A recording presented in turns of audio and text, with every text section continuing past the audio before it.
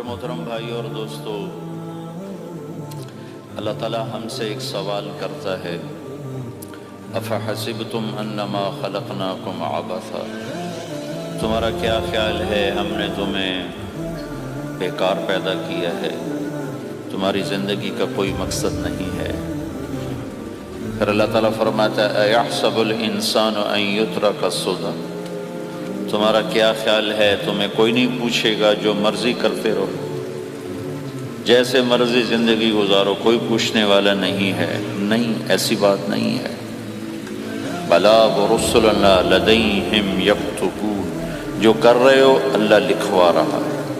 ما یلفظ من قول الا لدیہ رقیب عتید، جو زبان سے بولتے ہو وہ فوراً کیچ کیا جا رہا ہے۔ ان علیکم لحافظین، تمہارے اوپر فرشتے مقرر ہیں، کرامن کاتبین، ان کا کام ہے یعلمون ما تفعلون، میں جو کروں، جہاں کروں، جس وقت کروں، وہ اسے لکھتے جائیں۔ دو چپ لگا دی، ایک نیگیٹو ایک پازیٹیو۔ کوئی اچھا کام ہوگا تو ادھر والا لکھے گا، کوئی غلط ہوگا تو ادھر والا لکھے گا۔ اور پھر اللہ تعالیٰ کا اس کائنات پر قبضہ ہے، اور اس ساری کائنات کو اللہ نے اپنی طاقت سے بنایا، یہ جہان خود بخود نہیں بنا۔ ان ربکم اللہ، اس کا بنانے والا اللہ ہے۔ اللہ نے اپنا تعارف کرایا، میں کون ہوں؟ الذی خلق السماوات والارض، میں وہ اللہ ہوں جس نے زمین آسمان بنائے، فی ستۃ ایام، اس میں 6 دن لگائے، ثم استوی علی العرش، پھر عرش پر استوا کیا، یغشی اللیل النہار، میں وہ اللہ ہوں جو رات کو لاتا ہے، دن کو لاتا ہے، تو دن کو آگے چلاتا ہے، رات کو پیچھے لاتا ہے، یطلبہ حثیثا، ان میں یہ دوڑ چلتی رہتی ہے، الشمس والقمر والنجوم مسخرات بامرہ، سورج، چاند، ستارے، ہر شے اس اللہ تعالیٰ کے قبضہ قدرت میں ہے۔ تو ایک بہت بڑا طبقہ جو کہتا ہے کہ یہ سب کچھ خود بخود بن گیا ہے، تو اللہ تعالیٰ اس کو صاف کرتا ہے کہ خود بخود نہیں بنا، بلکہ اسے اللہ تعالیٰ نے بنایا۔ قل اانکم لتکفرون بالذی خلق الارض فی یومین وتجعلون له اندادا ذلک رب العالمین، تم کس اللہ کا انکار کرتے ہو جس نے تمہارے لیے زمین کو 2 دن میں بنایا، اس کا خول، وجعل فیہا رواسی من فوقہا وقدر فیہا اقواتہا فی 4 ایام سواء للسائلین، پھر زمین کے اندر قیامت تک جتنے انسان آنے والے ہیں ان کی ضرورتوں کے خزانے بھر دیے، سٹور کر دیا، ہر چیز کو اللہ نے سٹور کر دیا۔ قیامت قائم ہوگی اور زمین کے خزانوں کا 1000واں حصہ بھی استعمال نہ ہوگا۔ اللہ اتنا نے غافر زمین کے اندر بھرا، اس میں اللہ نے 4 دن لگائے۔ ثم استوى الى السماء، پھر آسمان کی طرف استوا کیا، وہی دخان، آسمان ایک دھواں تھا، فقال لها، آسمانوں سے کہا، وللارض، زمینوں سے کہا، ایتیا، آؤ، طوعا او کرہا، جی چاہے یا نہ چاہے میرے آگے جھکو، قالتا، زمین آسمان بولے، اتینا طائعین، یا اللہ ہم مان گئے، فقضاہن 7 سماوات، پھر اللہ نے 7 آسمان بنائے، جیسے زمینیں بنائیں ایسے 7 آسمان بنائے، فی یومین، 2 دن اس میں لگائے، وَأَوْحَى فِي كُلِّ سَمَاءٍ أَمْرَهَا، ہر آسمان کو الگ الگ حکم دیا اور اپنے حکم کے ساتھ باندھا، پکڑا، يُمْسِكُ السَّمَاوَاتِ وَالْأَرْضَ أَن تَزُولَا، زمین آسمان کو اللہ نے روکا ہوا ہے، اگر اللہ یوں چھوڑ دے تو ساری کائنات آپس میں ٹکرا جائے، ساری کائنات۔ یہ الشمس تجری لمستقر لها ذلك تقدیر العزیز العلیم، سورج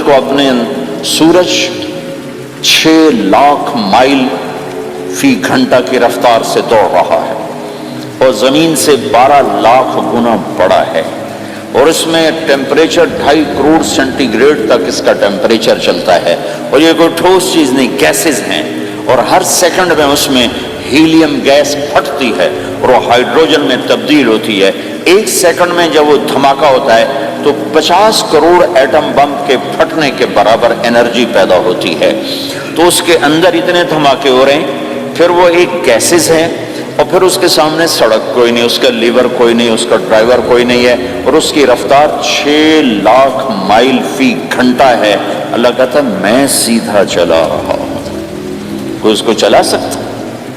اتنی تیز رفتار، والقمر قدرناہ منازل، چاند کو اس کے ساتھ چلایا، اس کو گھٹایا بڑھایا، حتی عاد کالعرجون القدیم، ایک ٹیڑھی لکڑی کی طرح ہوا۔ للشمس ينبغي لها ان تدرك القمر، سورج چاند میں ٹکر نہیں، ولا اللیل سابق النہار، دن اور رات میں ٹکر نہیں ہے، اس لیے کہ یہ تیرے رب کا بنایا ہوا نظام ہے۔ وما کان ربک نسیا، اور تیرا رب بھول چوک سے پاک ہے، وہ جو کرتا ہے حق کرتا ہے، جو کرتا ہے سچ کرتا ہے، جس کو روکتا ہے تو حق ہے، جس کو دیتا ہے تو حق ہے، وہ مارتا ہے تو حق ہے، اور زندگی دیتا ہے تو حق ہے، عروج لاتا ہے تو حق ہے، زوال لاتا ہے تو حق ہے۔ تو اللہ قرآن میں یہ ایک ذہن بناتا ہے کہ تم بیکار نہیں پیدا ہوئے، تمہارے پیچھے ایک طاقتور اللہ ہے جس نے ساری کائنات کو قابو کیا ہوا ہے، اس کے اوپر اس کا نظام چلتا ہے، حکومت چلتی ہے، سورج چاند ستارے ہوا، یہ میرا ہاتھ کی یہ حرکت بھی میرے رب کی قسم میرے اللہ سے پوچھ کے ہے، میرا اللہ روک دے تو یہ ہاتھ یہیں ہو گئی، ہل نہیں سکے گا۔ کتنے لوگ جو ہاتھ اٹھانا چاہتے ہیں نہیں اٹھا سکتے، آنکھ کھولنا چاہتے ہیں نہیں کھول سکتے، بولنا چاہتے ہیں نہیں بول سکتے، چلنا چاہتے ہیں نہیں چل سکتے۔ جس نے چلایا اسی نے بٹھایا، جس نے بڑھایا اسی نے ہٹایا، جس نے زندگی دی اسی نے موت دی، جس نے موت دی ہے وہی موت کے بعد زندہ کرنے والا ہے۔ یہ اس ساری کائنات پر اللہ تعالیٰ اپنے طاقت کے ساتھ حکمران ہے، اور اللہ تعالیٰ یہ ذہن بناتا ہے کہ اس ساری کائنات میں وہ ہوتا ہے جو اللہ چاہتا ہے، وہ نہیں ہوتا جو تم چاہتے ہو، وہ ہوتا جو اللہ چاہتا ہے۔ ایک قرآن میں اللہ نے یہ ذہن نبیوں کے قصوں سے ہمارا بنایا کہ موسیٰ علیہ السلام تشریف لا رہے ہیں، ان کے ہاتھ میں ڈنڈا ہے، اس پر یوں ٹیک لگا کے کھڑے، تو اللہ نے فرمایا موسیٰ یہ کیا ہے؟ ما تلک بیمینک یا موسیٰ، موسیٰ یہ کیا ہے؟ موسیٰ علیہ السلام کے بعد یہ ڈنڈا 10 سال سے، کہ یا اللہ ہی عصایا، یہ میرا ڈنڈا ہے۔ اب اللہ تعالیٰ آگے کچھ دکھانا چاہتے ہیں تو موسیٰ علیہ السلام سے لمبی بات کروائی، ہی عصایا میرا ڈنڈا ہے، اتوکل علیہا، اس پر ٹیک لگاتا ہوں، واحش بہا علی غنمی، اور اپنی بکریوں کے لیے پتے جھاڑتا ہوں، ولی فیہا مآرب اخری، اور بھی ڈھیر سارے کام اس سے لیتا ہوں۔ تو اللہ تعالیٰ کا القہا یا موسیٰ، اس کو ذرا زمین پہ ڈالو، زمین پہ ڈالو۔ موسیٰ علیہ السلام نے زمین پہ ڈالا، فَإِذَا هِيَ حَيَّةٌ تَسْعَىٰ، وہ یوں اٹھا اور ایک خوفناک سانپ بنا، لمبائی میں بڑے سانپ کی طرح جو افریقہ میں ہوتا ہے، جو پورا بکرا کھا جاتا ہے، پورا ہرن کھا جاتا ہے، اور تیز رفتاری میں جان کی طرح ایک چھوٹا سا سانپ ہوتا ہے، بہت تیز چلتا ہے، اور زہر میں حیہ کی طرح۔ سانپ کی 3 قسموں کو اللہ نے ایک ڈنڈے میں جمع کر، ایک ہوتا ہے کأنہا جان، چھوٹا سانپ جو بہت تیز دوڑتا ہے، فَإِذَا هِيَ حَيَّةٌ زہریلا، فَإِذَا هِيَ ثُعْبَانٌ مُبِينٌ، بہت بڑی، یہاں سے لے کر وہاں تک۔ تو 3 مختلف سانپوں کو اللہ نے ایک میں جمع کر دیا، وہ تیز رفتاری میں جان کی طرح تھا، زہر میں حیہ کی طرح تھا، لمبائی چوڑائی میں ثعبان کی طرح تھا۔ جب موسیٰ علیہ السلام نے دیکھا وَلَّا مُدْبِرًا وَلَمْ يُعَقِّبْ، موسیٰ علیہ السلام جو بھاگے تو پیچھے مڑ کے ہی نہیں دیکھا، تو اللہ تعالیٰ نے کہا خود موسیٰ پکڑو، کہا اللہ میں نہیں پکڑتا، بھاگے جا رہے، ایک بات بھاگے بھاگے ہو رہی، کھڑے ہو کے نہیں ہو رہے، بھاگ رہے ہیں، اوپر سے آواز آ رہی پکڑو گا، بابا میں نہیں پکڑتا۔ اب اللہ تعالیٰ ہمیں قصہ موسیٰ علیہ السلام کا قصہ قرآن کے 28 پاروں میں موجود، اتنا اس کو اللہ نے دہرایا، اتنا دہرایا۔ سب سے زیادہ موسیٰ علیہ السلام کا نام قرآن میں آیا ہے، نبیوں میں سے 136 دفعہ موسیٰ علیہ السلام کا اللہ تعالیٰ نے قرآن میں ذکر فرمایا، نام کے ساتھ، نام کے ساتھ۔ پھر کہا خذها ولا تخف، موسیٰ پکڑو ڈرو نہیں، سنعیدها سیرتها الاولی، واپس ڈنڈا بناؤں گا، کہ یا اللہ میں نہیں پکڑتا، مجھے کھائے گا، مجھے کھائے گا، وہ بھاگے جا رہا ہے۔ آخر اللہ تعالیٰ نے کہا خذ انک من الآمنین، موسیٰ میں گارنٹر ہوں، کچھ نہیں کہے گا، گارنٹی دیتا ہوں۔ اللہ کی گارنٹی پر کھڑے ہوئے، وہ ایسا منہ کھول کے آ رہا ہے، تو اب چلو اللہ تعالیٰ کہتے ہیں پیچھے سے پکڑ لو، دم سے پکڑ لو تو کوئی مسئلہ نہیں تھا، کہ نہیں منہ سے پکڑو۔ اب موسیٰ علیہ السلام نے ایسے اوپر ایک چھوٹا سا کپڑا تھا یوں اوپر کر لیا، تو اللہ تعالیٰ نے کہا یہ کیا کر رہے ہو؟ کہا جی مجھے اس سے ڈر لگ رہا ہے۔ کہ تیرا ڈر ہی تو نکالنا ہے، کہ یہ کچھ نہیں، سب کچھ تیرے اللہ کا ارادہ ہے۔ کچھ نہیں، ورنہ یہ کپڑا تمہیں بچا لے، تمہیں ویسے ہی سارا نکل جائے گا۔ اب وہ آگے آ رہا، موسیٰ علیہ السلام کانپ رہے ہیں اور دیکھ رہے ہیں، کانپ رہے ہیں اور دیکھ رہے ہیں، اور بڑے اب اللہ نے کہا تھا تو ڈرتے ڈرتے ہاتھوں سے یوں، کانپتے کانپتے ہاتھوں سے یوں آگے ہاتھ کیا، اور جو ہی ہاتھ کی انگلیوں نے سانپ کے منہ کو ٹچ کیا تو اللہ نے دوبارہ ڈنڈا بنا کے ہاتھ میں پکڑا تھا، اور ساری دنیا کو یہ پیغام دیا کہ دیکھو میرے بندو، اللہ سب کچھ ہے، لہذا اللہ کی مان کے چلنا۔ سامنے شیطان آئے گا، تمہیں الٹی راہیں دکھائے گا، تو تم اپنے اللہ کو یاد کرنا جس کے ہاتھ میں سارے خزانے ہیں اور طاقت ہے۔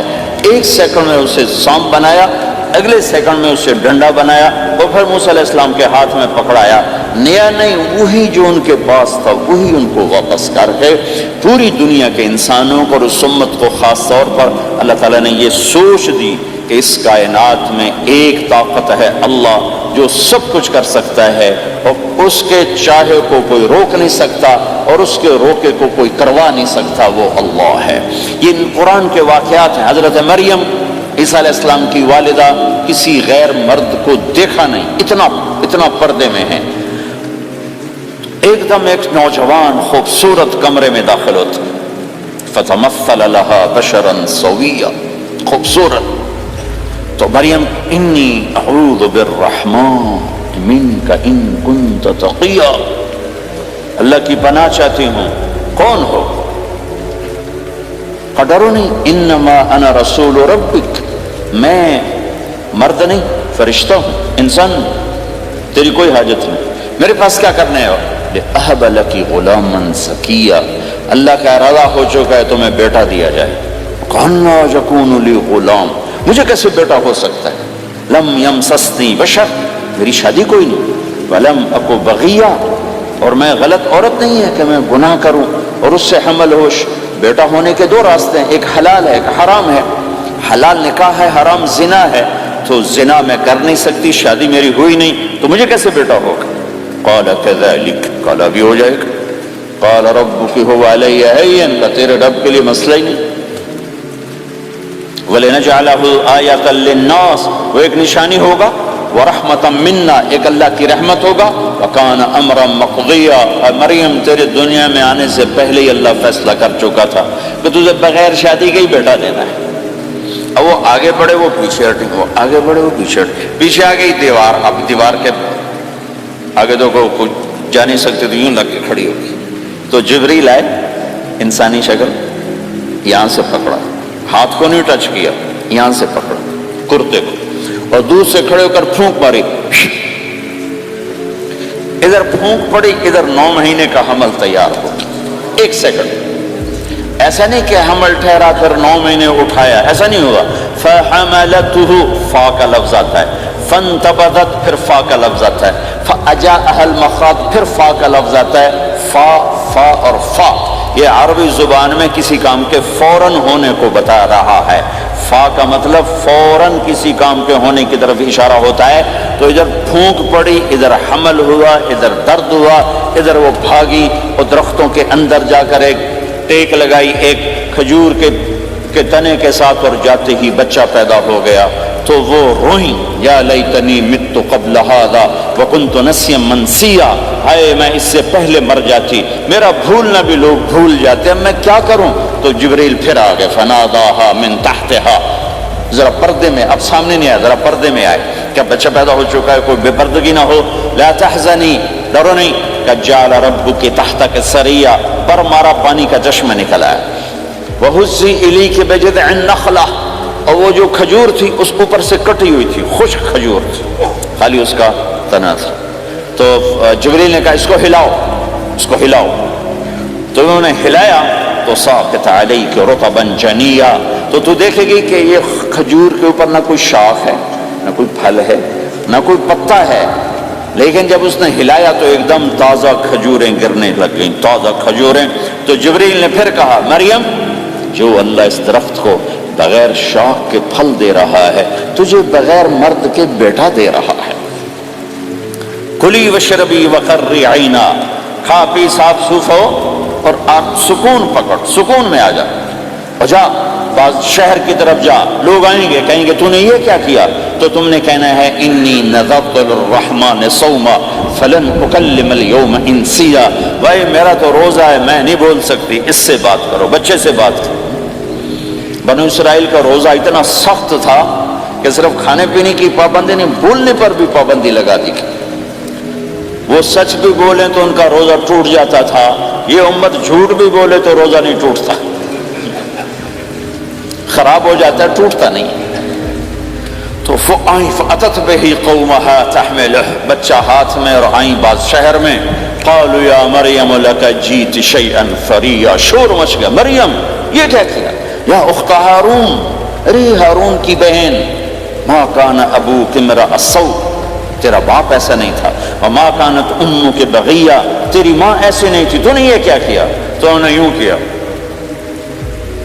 اس کا مطلب تھا روزہ، اور اس کا مطلب تھا اس سے بات کرو۔ فاشارت الیہ قالوا کیف نکلم من کان فی المہد صبیا، کہنے لگے مریم تو اتنی بے وقوف ہے کہ تجھے اپنے گناہ چھپانے کا طریقہ بھی نہیں آیا، تو کہتی میرا نکاح ہو گیا ہے، تو کہتی زکریہ علیہ السلام نے چپکے سے میری شادی کر دی ہے، تو اپنا گناہ چھپانے کے لیے کہتی بچے سے بات کرو۔ کبھی بچہ بھی بولا، اب شور مچا ہوا ہے کہ ایک دم یہ آدھے پونے گھنٹے کا بچہ، اس کی آواز بلند ہوئی اور اس لاؤڈ سپیکر سے اوپر چلی گئی، پورے شہر گونج اٹھا، قال انی عبد اللہ، لوگو سنو میں اللہ کا بندہ ہوں، آتانی الکتاب، مجھے اللہ نے کتاب دی، وجعلنی نبیا، مجھے اللہ نے نبی بنایا، وجعلنی مبارکا، مجھے اللہ نے برکت والا بنایا، اینما کنت، میں جہاں بھی ہوں گا، واوصانی بالصلاۃ والزکاۃ ما دمت حیا، اور میرے رب نے مجھے کہا نماز پڑھنی ہے، زکات دینی ہے، وبرم بوالدتی، اور میرے رب نے مجھے کہا ہے کہ میں اپنی ماں کی خدمت کروں، فرما بردار بنوں، ولم یجعلنی جبارا شقیا، والسلام علی یوم اموت ویوم ابعث، والسلام علی یوم ولدت ویوم اموت ویوم ابعث حیا، میرے اللہ کی میرے اوپر سلامتی ہے جب پیدا ہوا، جب مروں گا، جب اٹھایا جاؤں گا۔ ذالک عیسی ابن مریم قول الحق الذی فیہ یمترون، یہ ہے مریم کا بیٹا عیسیٰ علیہ السلام، یہ اللہ کا بیٹا نہیں ہے، یہ مریم کا بیٹا ہے۔ اللہ تعالیٰ نے پورے قرآن میں کسی عورت کا نام نہیں لیا، عورت کو ایسا پردے کی چیز اللہ تعالیٰ نے بنایا ہے کہ اتنی عورتوں کا ذکر قرآن میں کیا کسی کا نام نہیں ذکر کیا سوائے حضرت مریم کے نام، باقی سب کو امرات العزیز، امرات فرعون، امرات نوح، امرات کے ساتھ گورنر کی بیوی، فرعون کی بیوی، نوح کی بیوی، لوط کی بیوی، اللہ نام بھی لے سکتا تھا۔ مصر کے گورنر کی بیوی تو اللہ زلیخا بھی کہہ دیتا، زلیخا نہیں کہا۔ فرعون کی بیوی اللہ آسیہ کہہ دیتا، آسیہ نہیں کہا، صرف ایک عورت کا نام آیا ہے، وہ ہے حضرت مریم علیہ السلام۔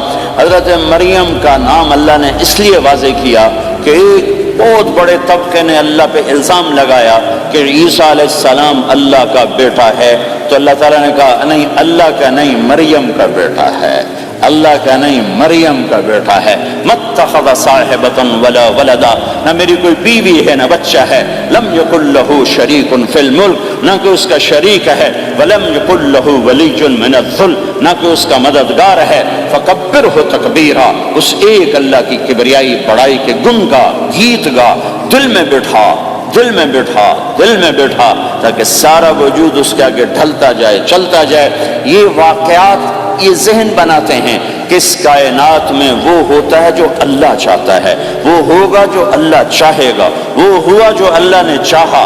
ساری دنیا کے انسان جو چاہتے ہیں اللہ کے بغیر نہیں کر سکتے، اللہ جو چاہتا ہے ہم سب کے بغیر کر دیتا ہے۔ یہ ذہن بنا کر پھر اللہ اس بات پہ لاتا ہے جب سب کچھ تیرے اللہ کے ہاتھ میں ہے تو اللہ کی مان کے چل، کہ یہ تیرے پاس تھوڑی سی زندگی ہے، جیسے اللہ نے اس کائنات کو بنایا ہے ایسے ہی اس کائنات کو توڑنے والا ہے۔ ایک دن آئے گا، ازفت الازفہ، وہ قریب آ چکا ہے، لیس لہا من دون اللہ کاشفہ، اسے کوئی روک نہیں سکتا، ہٹا نہیں سکتا، وہ آئے گا۔ لا تأتیکم الا بغتہ، وہ اچانک آئے گا۔ وہ کیسے آئے گا؟ فَإِذَا نُفِخَ فِي الصُّورِ نَفْخَةٌ وَاحِدَةٌ، ایک آواز آئے گی بڑی خوفناک۔ है क्या अजब दिन होगा, शबे जुमा आएगी, जुमा की रात आएगी, किसी को नहीं खबर कि आज कायनात की आखिरी रात। परिंदे वापस गए होंगे अपने दरख्तों पर, घोंसलों पर, शेर अपने ठिकानों पर, चीते अपने ठिकानों पर, भेड़िए अपने ठिकानों पर, बकरियां, ऊंट, गाय, भैंस अपने अपनी जगह पर। और अगर ये बोल्टन उस वक्त मौजूद होगा तो बोल्टन के बाशिंदे सोए होंगे अपने घरों में। कोई इधर तैयारी कि मैंने जॉब पे जाना है, ये मेरा सामान पड़ा है, मैंने स्कूल जाना है, ये मेरी किताबें पड़ी हैं, मैंने ऑफिस जाना है, ये मेरी फाइलें पड़ी, मेरा लैपटॉप पड़ा हुआ है। ये सब कुछ जैसे आज की रात है, ऐसे ही एक रात आएगी। दिन जुदा होकर कहेगा कि मैं कल आऊंगा, रात जुदा होकर कहेगी मैं तेरे बाद आऊंगी, और तारे चांद सितारे भी उभर कर निकल कर कहेंगे हमने कल भी निकलना है और हमने कल भी तुलू होना है। सूरज भी गुरूब होते हुए ये सोच रहा होगा कि कल मैंने फिर भी निकलना है, और चांद भी सोच रहा होगा कि मैंने अगले दिन भी निकलना है। लेकिन अल्लाह के सिवा फरिश्तों तक को नहीं पता कि आज आखिरी दिन आ चुका है। और मेरे नबी ने अजब नक्शा खींचा है क़यामत के दिन का। हमने कहा औरत रोटी पका रही होगी, उसके हाथ में रोटी होगी। अब तो यहाँ रोटी पकाने का रिवाज बहुत कम हो गया, लेकिन फिर भी पकाते हैं। रोटी पका रही हो, उसके हाथ में रोटी होगी, अभी तवे पे डालने जा रही होगी। और एक चीज आपके यहाँ बिल्कुल नहीं है, हमारे यहाँ अब भी है कि वो दही को उसमें से मक्खन निकालते हैं, दही को वो क्रश करते हैं, फिर उसमें से मक्खन निकाल। ये हमारे घरों में होता है, हर घर में होता है, खासतौर पर देहातों में। तो एक औरत ऐसे वो उस दही को बिलो कर क्रश करके उससे मक्खन का पेड़ा यूं बना रही होगी, और बनाकर बर्तन में डालने के लिए ऐसे कर रही होगी, ऐसे कर रही होगी। ये तहजीब अब आप तो समझ नहीं सकते, क्योंकि आप तो इधर के लोग बन गए। अब तो हमारे देहातों में अब भी ये तहजीब ऐसे कर रही होगी, ऐसे कर रही होगी।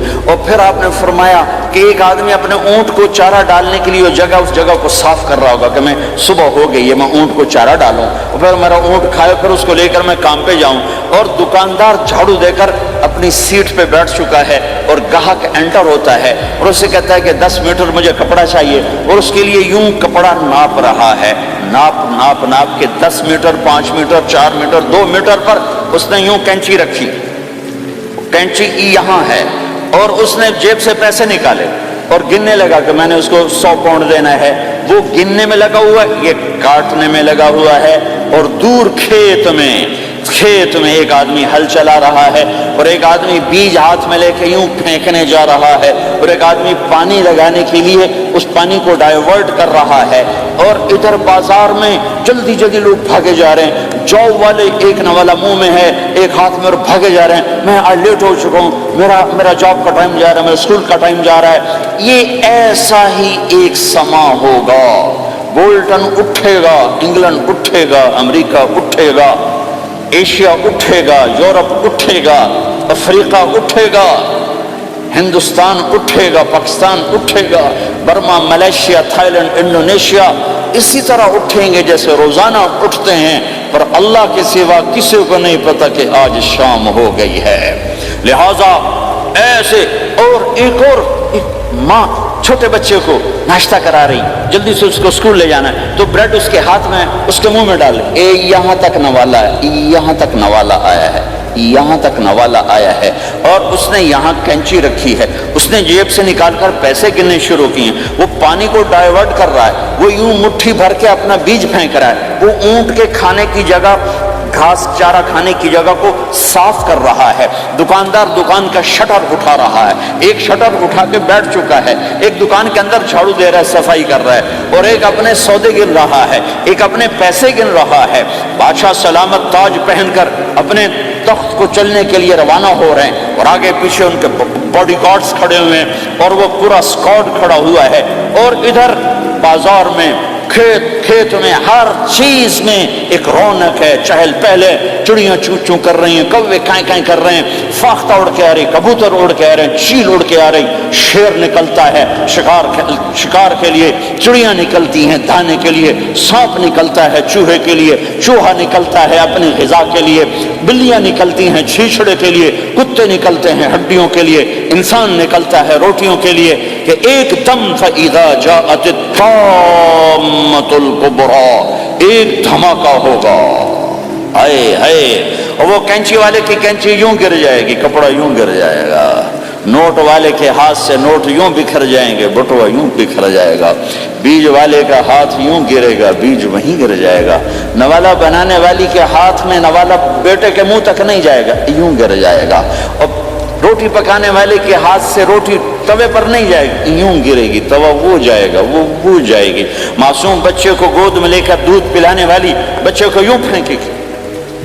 اور بھاگے گی، لیکن آج نہ بچے نے بچنا ہے نہ ماں نے بچنا ہے، بوڑھے ماں باپ کو چھوڑ کے لوگ بھاگیں گے، بیویوں کو چھوڑ کے خامند بھاگیں گے، خامند کو چھوڑ کے بیوی بھاگے گی، دشمن کو دشمن یاد نہ رہے گا، یار کو یار یاد نہ رہے گا، اور ہندوستانی کو ہندوستان یاد نہ رہے گا، پاکستانی کو پاکستان یاد نہ رہے گا، وہ آواز ایک دم تیز ہوگی، تیز ہوگی، تیز ہوگی، تیز ہوگی، آواز کی شدت کانوں کے پردے پھاڑتی جا رہی، پر انسان بڑا سخت جان ہے، یہ نہیں مرے گا، پہلے جانور مریں گے، پہلے آسمان ٹوٹے گا، اذا السماء انشقت وأذنت لربها وحقت وإذا الأرض مدت وألقت ما فيها وتخلت وأذنت لربها وحقت، وہ آسمان پھٹا، اذا الشمس كورت، وہ سورج ختم ہوا، وإذا النجوم انكدرت، وہ ستارے جھڑ گئے، ٹوٹ گئے، وإذا الجبال سيرت، پہاڑ ریت بن گئے، وإذا العشار عطلت،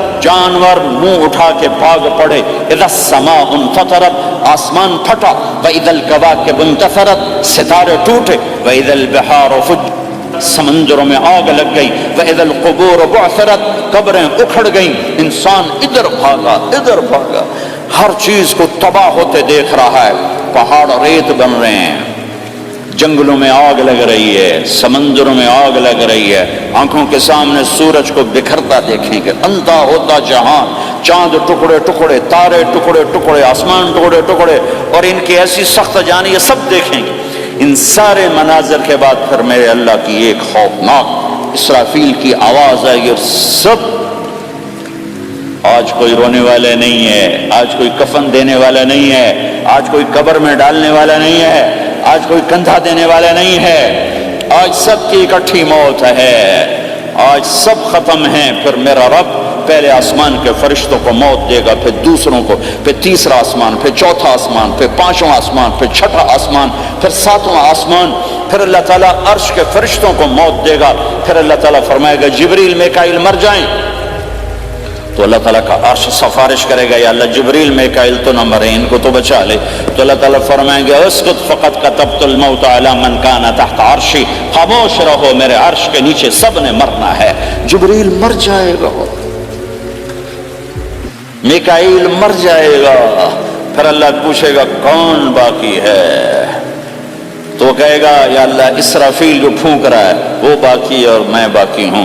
اللہ کہیں گے اسرافیل مر جائے، تو اسرافیل وہ جو ہاتھ میں لے کے پھونک مار رہے ہوں گے، سور وہ ان کے ہاتھوں سے گرے گا اور اسرافیل میں گرے گا، اور وہ سور یوں اڑتا ہوا اللہ کے عرش کے ساتھ جا کر ٹک جائے گا۔ پھر اللہ فرمائے گا کون باقی ہے؟ اب اسرائیل کی ٹانگیں کانپیں گی، سب کو موت کا ذائقہ چکھانے والا آج خود چکھنے لگا ہے۔ کون باقی؟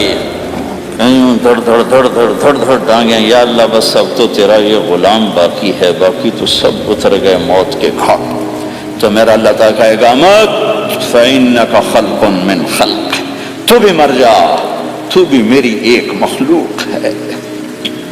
او میرے بھائیو، اس مٹ جانے والی دنیا کے پیچھے اللہ کو ناراض نہ کرو، اس کی عزت بھی دھوکہ ہے، اس کی شہرت بھی دھوکہ ہے، اس کی دولت بھی دھوکہ ہے، اس کی حکومت بھی دھوکہ ہے، اس کا عروج بھی دھوکہ ہے، اس کا زوال بھی دھوکہ ہے، اس کی عزت بھی دھوکہ ہے، اس کی ذلت بھی دھوکہ ہے، اس کا مال بھی دھوکہ ہے، اور اس کا فخر غربت بھی دھوکہ ہے، اس کی زندگی بھی دھوکہ ہے، سب نظروں کا فریب ہے۔ حضرت علی کا فرمان ہے الناس النیام اذا ما تنتبہ، لوگ سوئے ہوئے ہیں، جب موت آئے گی تو آنکھ کھل جائے گی۔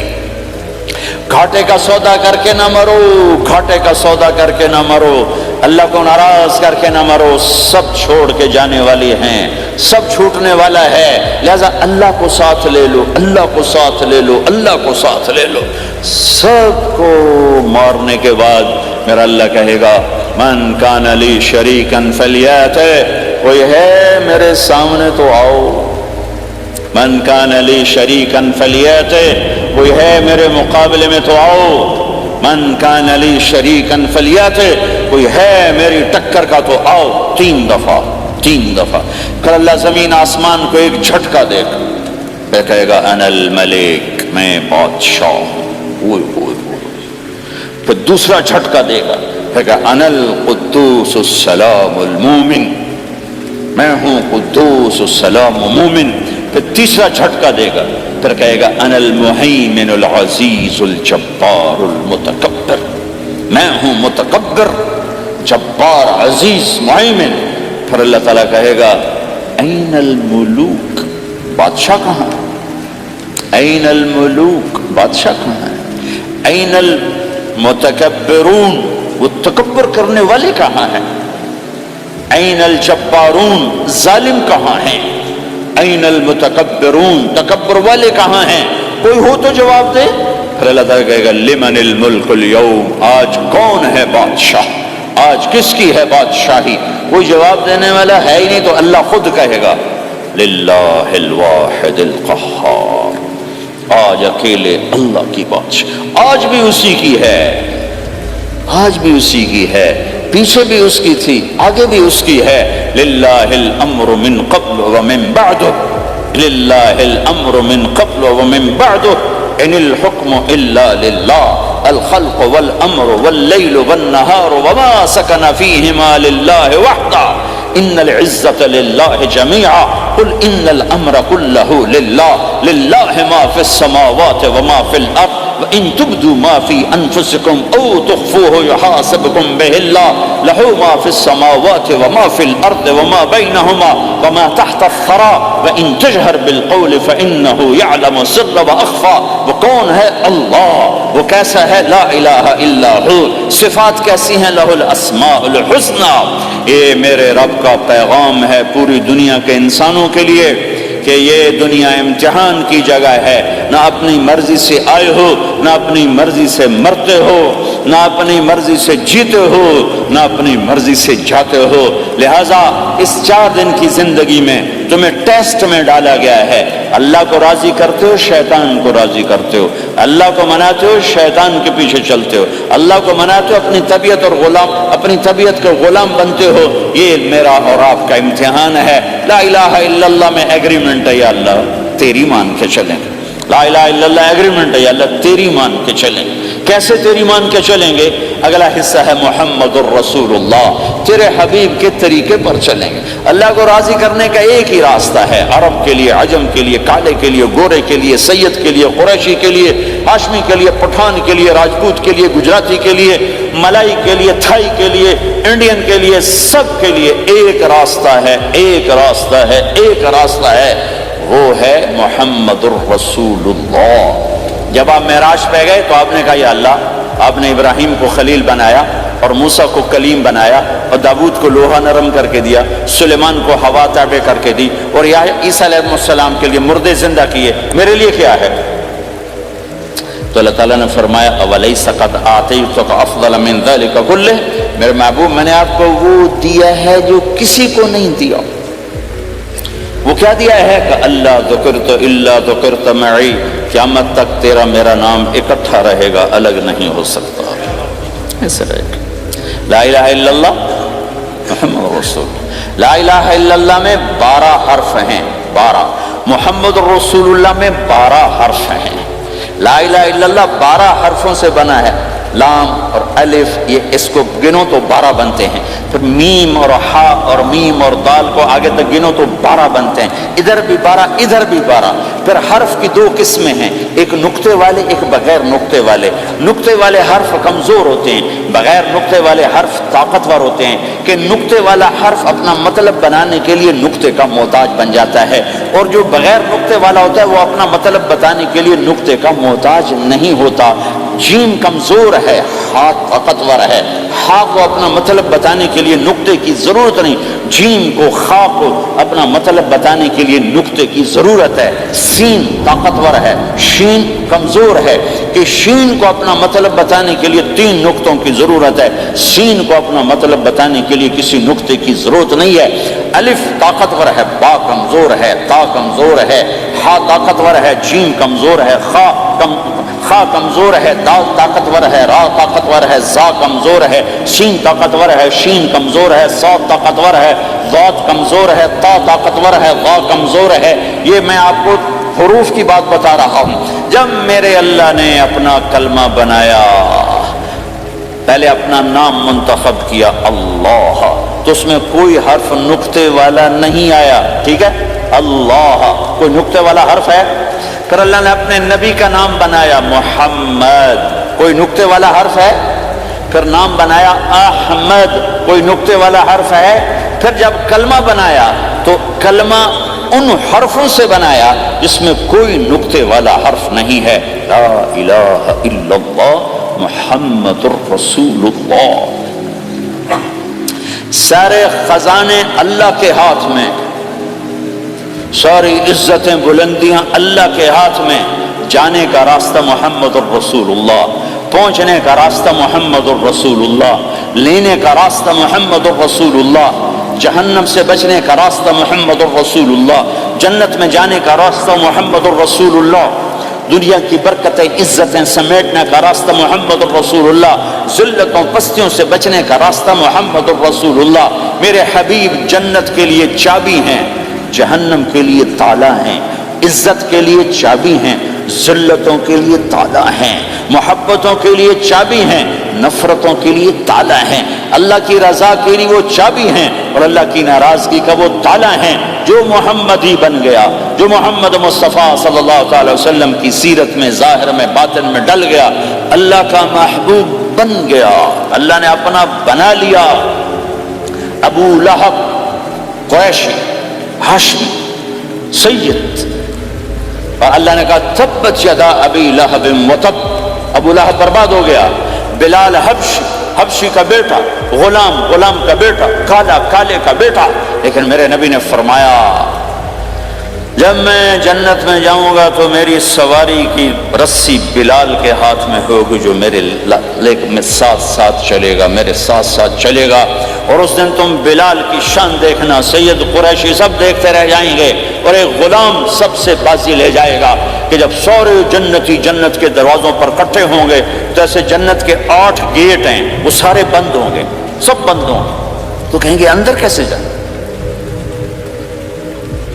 تو کہیں گے چلو آدم علیہ السلام سے بات کرتے ہیں، آدم علیہ السلام سے عرض کریں گے جناب ابا جان، دادا جان، دروازہ تو کھلوائیں۔ وہ کہیں گے بچوں میں نے تمہیں نکالا تھا، میں ڈال نہیں سکتا، جاؤ بھائی کسی اور سے بات کر۔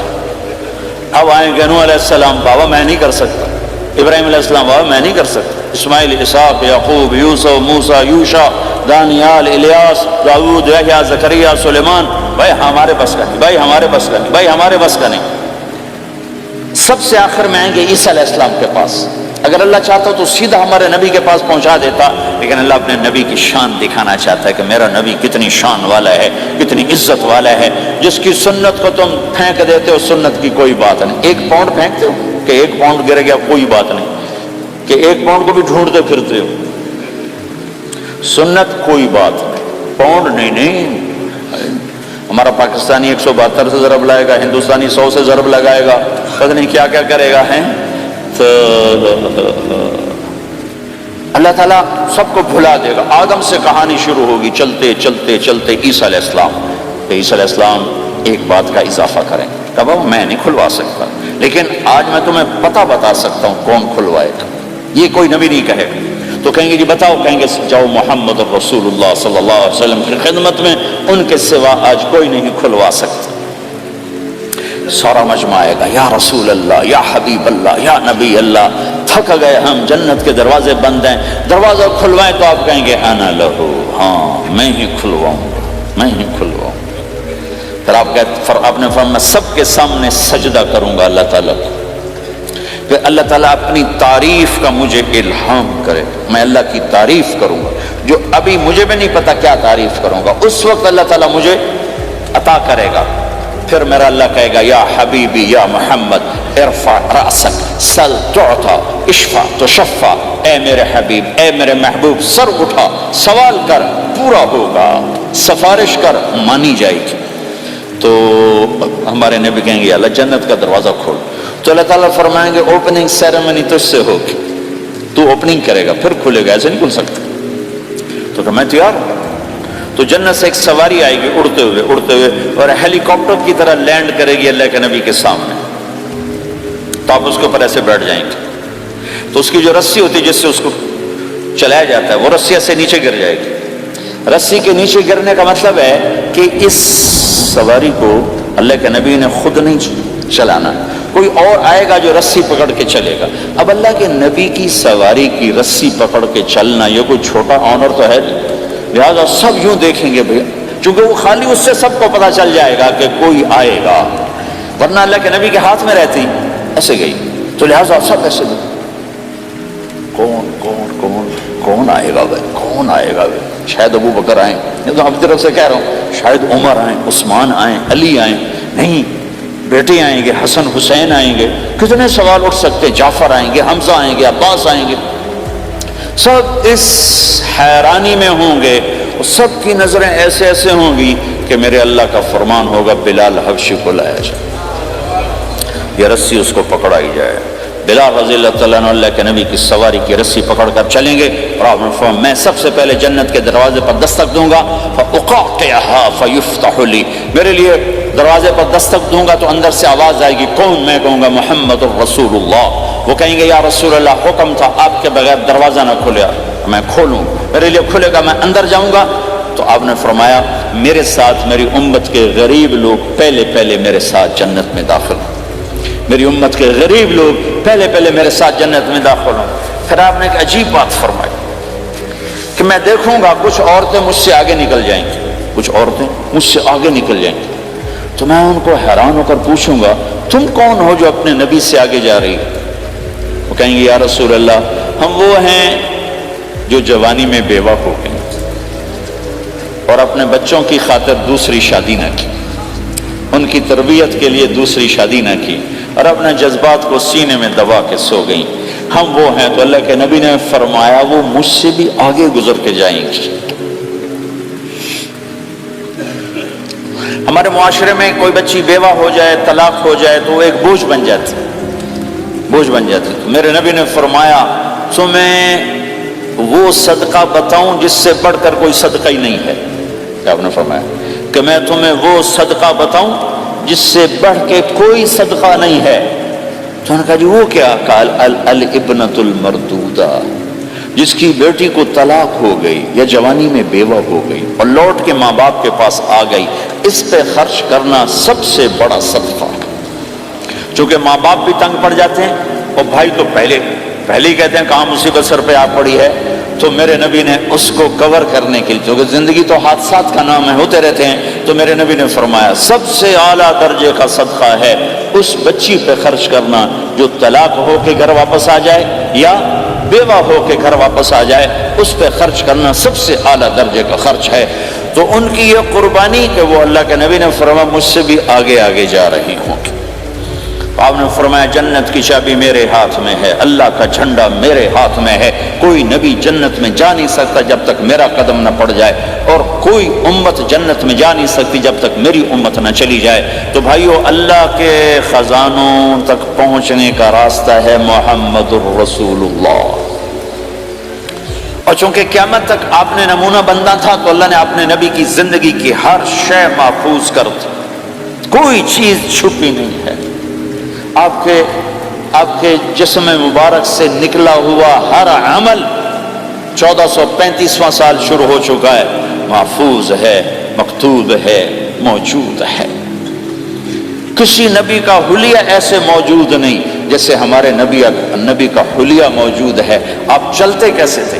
یمشی تکفین، آپ چلتے تھے کہ جیسے کوئی آدمی اوپر سے نیچے آ رہا ہو، تو تھوڑا سا آگے جھک کے چلتا ہے، اور آپ چلتے تھے کہ آپ کے پاؤں کا چلنے کا فاصلہ، قدم سے قدم فاصلہ چھوٹا ہوتا تھا اور چال میں تیزی ہوتی تھی، چال میں تیزی، فاصلہ تھوڑا، اس طرح آپ چلتے تھے۔ آپ کے دیکھنے کا انداز کیا تھا؟ یہ جل نظرہ الملاحظہ، یوں دیکھتے تھے، یوں دیکھتے، شرم کی وجہ سے نظر نہیں اٹھاتے تھے مردوں میں بیٹھ کر، کبھی کبھی یوں آنکھ اٹھاتے تھے تو پھر کسی میں جرت نہیں ہوتی تھی کہ آپ کی آنکھوں میں آنکھیں ڈال کے دیکھ سکے، پھر سارے یوں ہو جاتے تھے، صرف 2 آدمی آپ کو دیکھ سکتے تھے اس وقت جب آپ کی نظر اوپر ہوتی تھی، تو 2 آدمی آپ کو دیکھ سکتے تھے، ایک ابو بکر اور ایک عمر، بس۔ آپ مسجد میں داخل ہوئے، آپ کے ادھر ابو بکر تھے، ادھر عمر تھے، سامنے مجمع تھا، آپ نے یوں ابو بکر کو پکڑا، یوں عمر کو پکڑا، یوں ان کے دونوں کے ہاتھ پکڑ کر، مجھے دیکھ رہے ہو؟ ہاکذا نحشر یوم القیامہ، قیامت کے دن ہم تینوں یوں اٹھائے جائیں گے کہ میرے دائیں طرف ابو بکر ہوگا اور میرے بائیں طرف عمر ہوگا، اور ہم تینوں یوں اپنی قبروں سے نکلیں گے۔ زندگی کی ہر شے کیوں باقی ہے؟ یہ تو میں ادائیں چھوڑوں، میرے نبی کی 9 بکریاں تھیں، 1 بکرا تھا، نبی ان کے نام اگر نہ ہوں تو کوئی ہماری شریعت میں فرق پڑتا ہے؟ لیکن میرے نبی کی بکریوں کے نام بھی ہم تک پہنچے۔ ایک کا نام تھا عجوہ، ایک کا نام تھا سقیہ، ایک کا نام تھا برکہ، ایک کا نام تھا ورثہ، ایک کا نام تھا زمزم، ایک کا نام تھا اطلال، ایک کا نام تھا اطراف، ایک کا نام تھا قمرا، غیفا، یہ میرے نبی کی بکریوں کے نام ہیں۔ اور بکرا تھا، اس کا نام تھا یم، عجوہ، سقیہ، زمزم، برکہ، ورثہ، اطلال، اطراف، غیثا، قمرا۔ اور اس میں آپ کی بکری قمرا آپ کی زندگی میں مر گئی تھی، اتنی ڈیٹیل بھی موجود ہے۔ آپ کے 2 گدھے تھے، ایک کا نام تھا عفیر، ایک کا نام تھا یعفور۔ جس دن آپ کا انتقال ہوا، یعفور پورے مدینے کی گلیوں میں روتا پھر رہا تھا، وہ چیختا پھر رہا تھا، یہاں تک کہ کنویں میں چھلانگ لگائی اور مر گیا۔ آپ کی 4 اونٹنیاں تھیں، عصبہ، شہبہ، جدعا، قصوا۔ اس میں جو آپ کی اونٹنی عصبہ تھی، ادھر آپ کا انتقال ہوا اور ادھر اس نے بیٹھے بیٹھے رونا شروع کر دیا، اور چارہ بھی چھوڑ دیا، پانی بھی چھوڑ دیا، اور بیٹھے بیٹھے بھوکی پیاسی مر گئی، چارہ نہیں کھایا، پانی نہیں پیا۔ آپ کے 2 خچر تھے، ایک کا نام تھا دلدل، ایک کا نام تھا فضہ۔ آپ کے 2 اونٹ تھے، ایک کا نام تھا عسکر، ایک کا نام تھا ثعلب۔ گھوڑے آپ نے بہت رکھے، آئے گئے، ورت، یعصوب، یعقوب، مرتجل، لزاز، طراز، ثقب، سبحہ، ورت، یہ سجل، یہ میرے نبی کے خوبصورت عالی شان گھوڑے ہیں، گھوڑوں کے نام بھی ہم تک آئے ہوئے ہیں۔ میرے نبی کا نسب اگر ہمیں نہ معلوم ہو تو ہماری شریعت میں کیا فرق پڑتا ہے؟ لیکن آدم علیہ السلام تک اللہ تعالیٰ نے اپنے حبیب کا نسب پیڑھی کو سلامت رکھا ہوا ہے۔ محمد بن عبداللہ بن عبد المطلب بن ہاشم بن عبد مناف بن قصی بن کلاب بن مرہ بن کعب بن لوی بن غالب بن فہر بن مالک بن نضر بن کنانہ بن خزیمہ بن مدرکہ بن الیاس بن مدر بن نزار بن معد بن عدنان بن اود بن حمیسہ بن سلامان بن عوز بن بوز بن قموال بن عبی بن عوام بن ناشد بن حزاب بن بلداس بن یدلاف بن طابخ بن جاحم بن ناحش بن ماخی بن عیفی بن عبقر بن عبید بن الدعاء بن حمدان بن سنبر بن یثربی بن یحزن بن یلحن بن ارعوا بن عید بن ذیشان بن عیسر بن اقناد بن ایہام بن مقصر بن ناحد بن زارع بن سمی بن مزی بن عوض بن عرام بن قیدار بن اسماعیل بن ابراہیم بن آذر بن ناحور بن سروج بن رعو بن فائل بن عابر بن ارفخشاد بن سام بن نوح بن لامک بن متوشال بن ادریس بن یرد بن ملہلیل بن قینان بن آنوش بن شیسر بن آدم علیہ السلام۔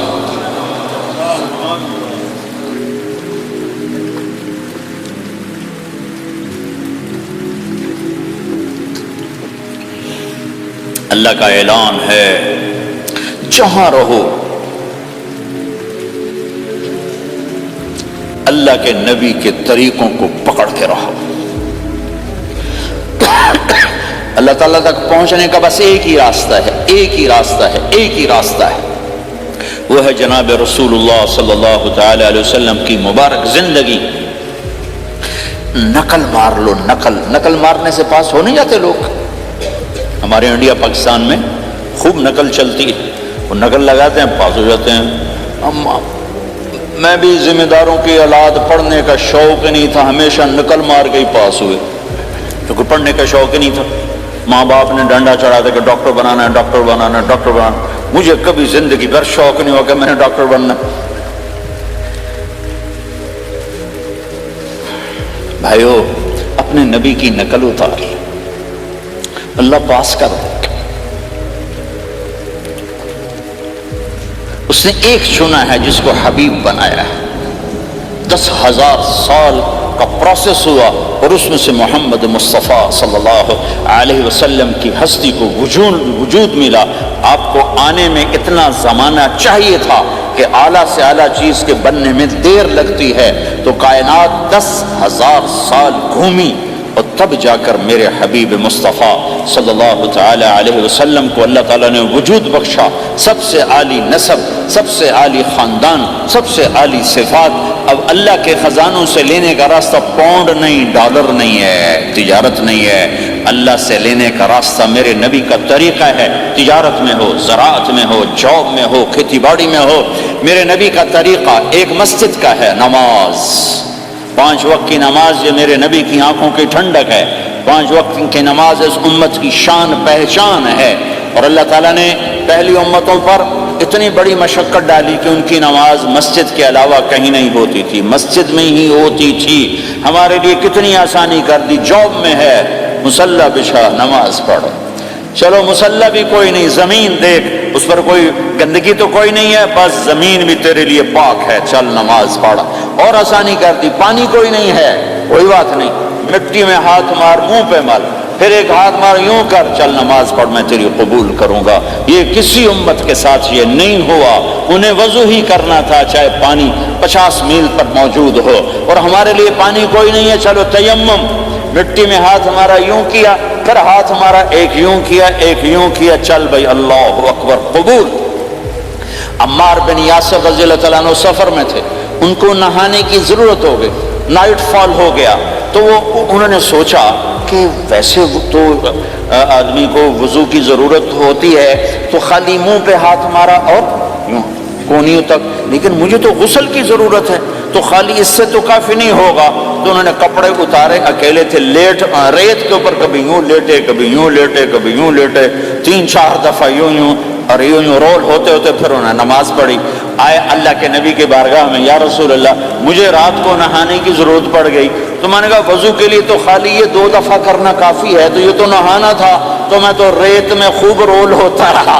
میرے نبی نے انما یکفیک ضربتان، ارے سیدھے بندے عمار، اس کے لیے بھی اتنا ہی کافی تھا کہ تو یوں کرتا اور یوں کرتا اور تو پاک ہو جاتا.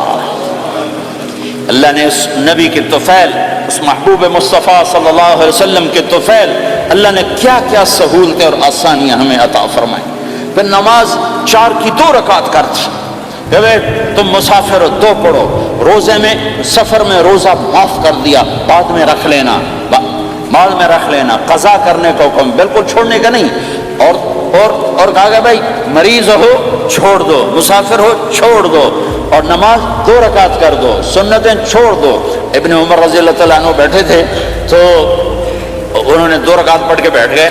تو ان کے خادم نے کہا سنتیں نفل نہیں پڑھو گے؟ کہا اگر پڑھنا تو 4 فرض پڑھتا میں، میرے اللہ نے معافی دی دی تو میں کیوں پڑھوں؟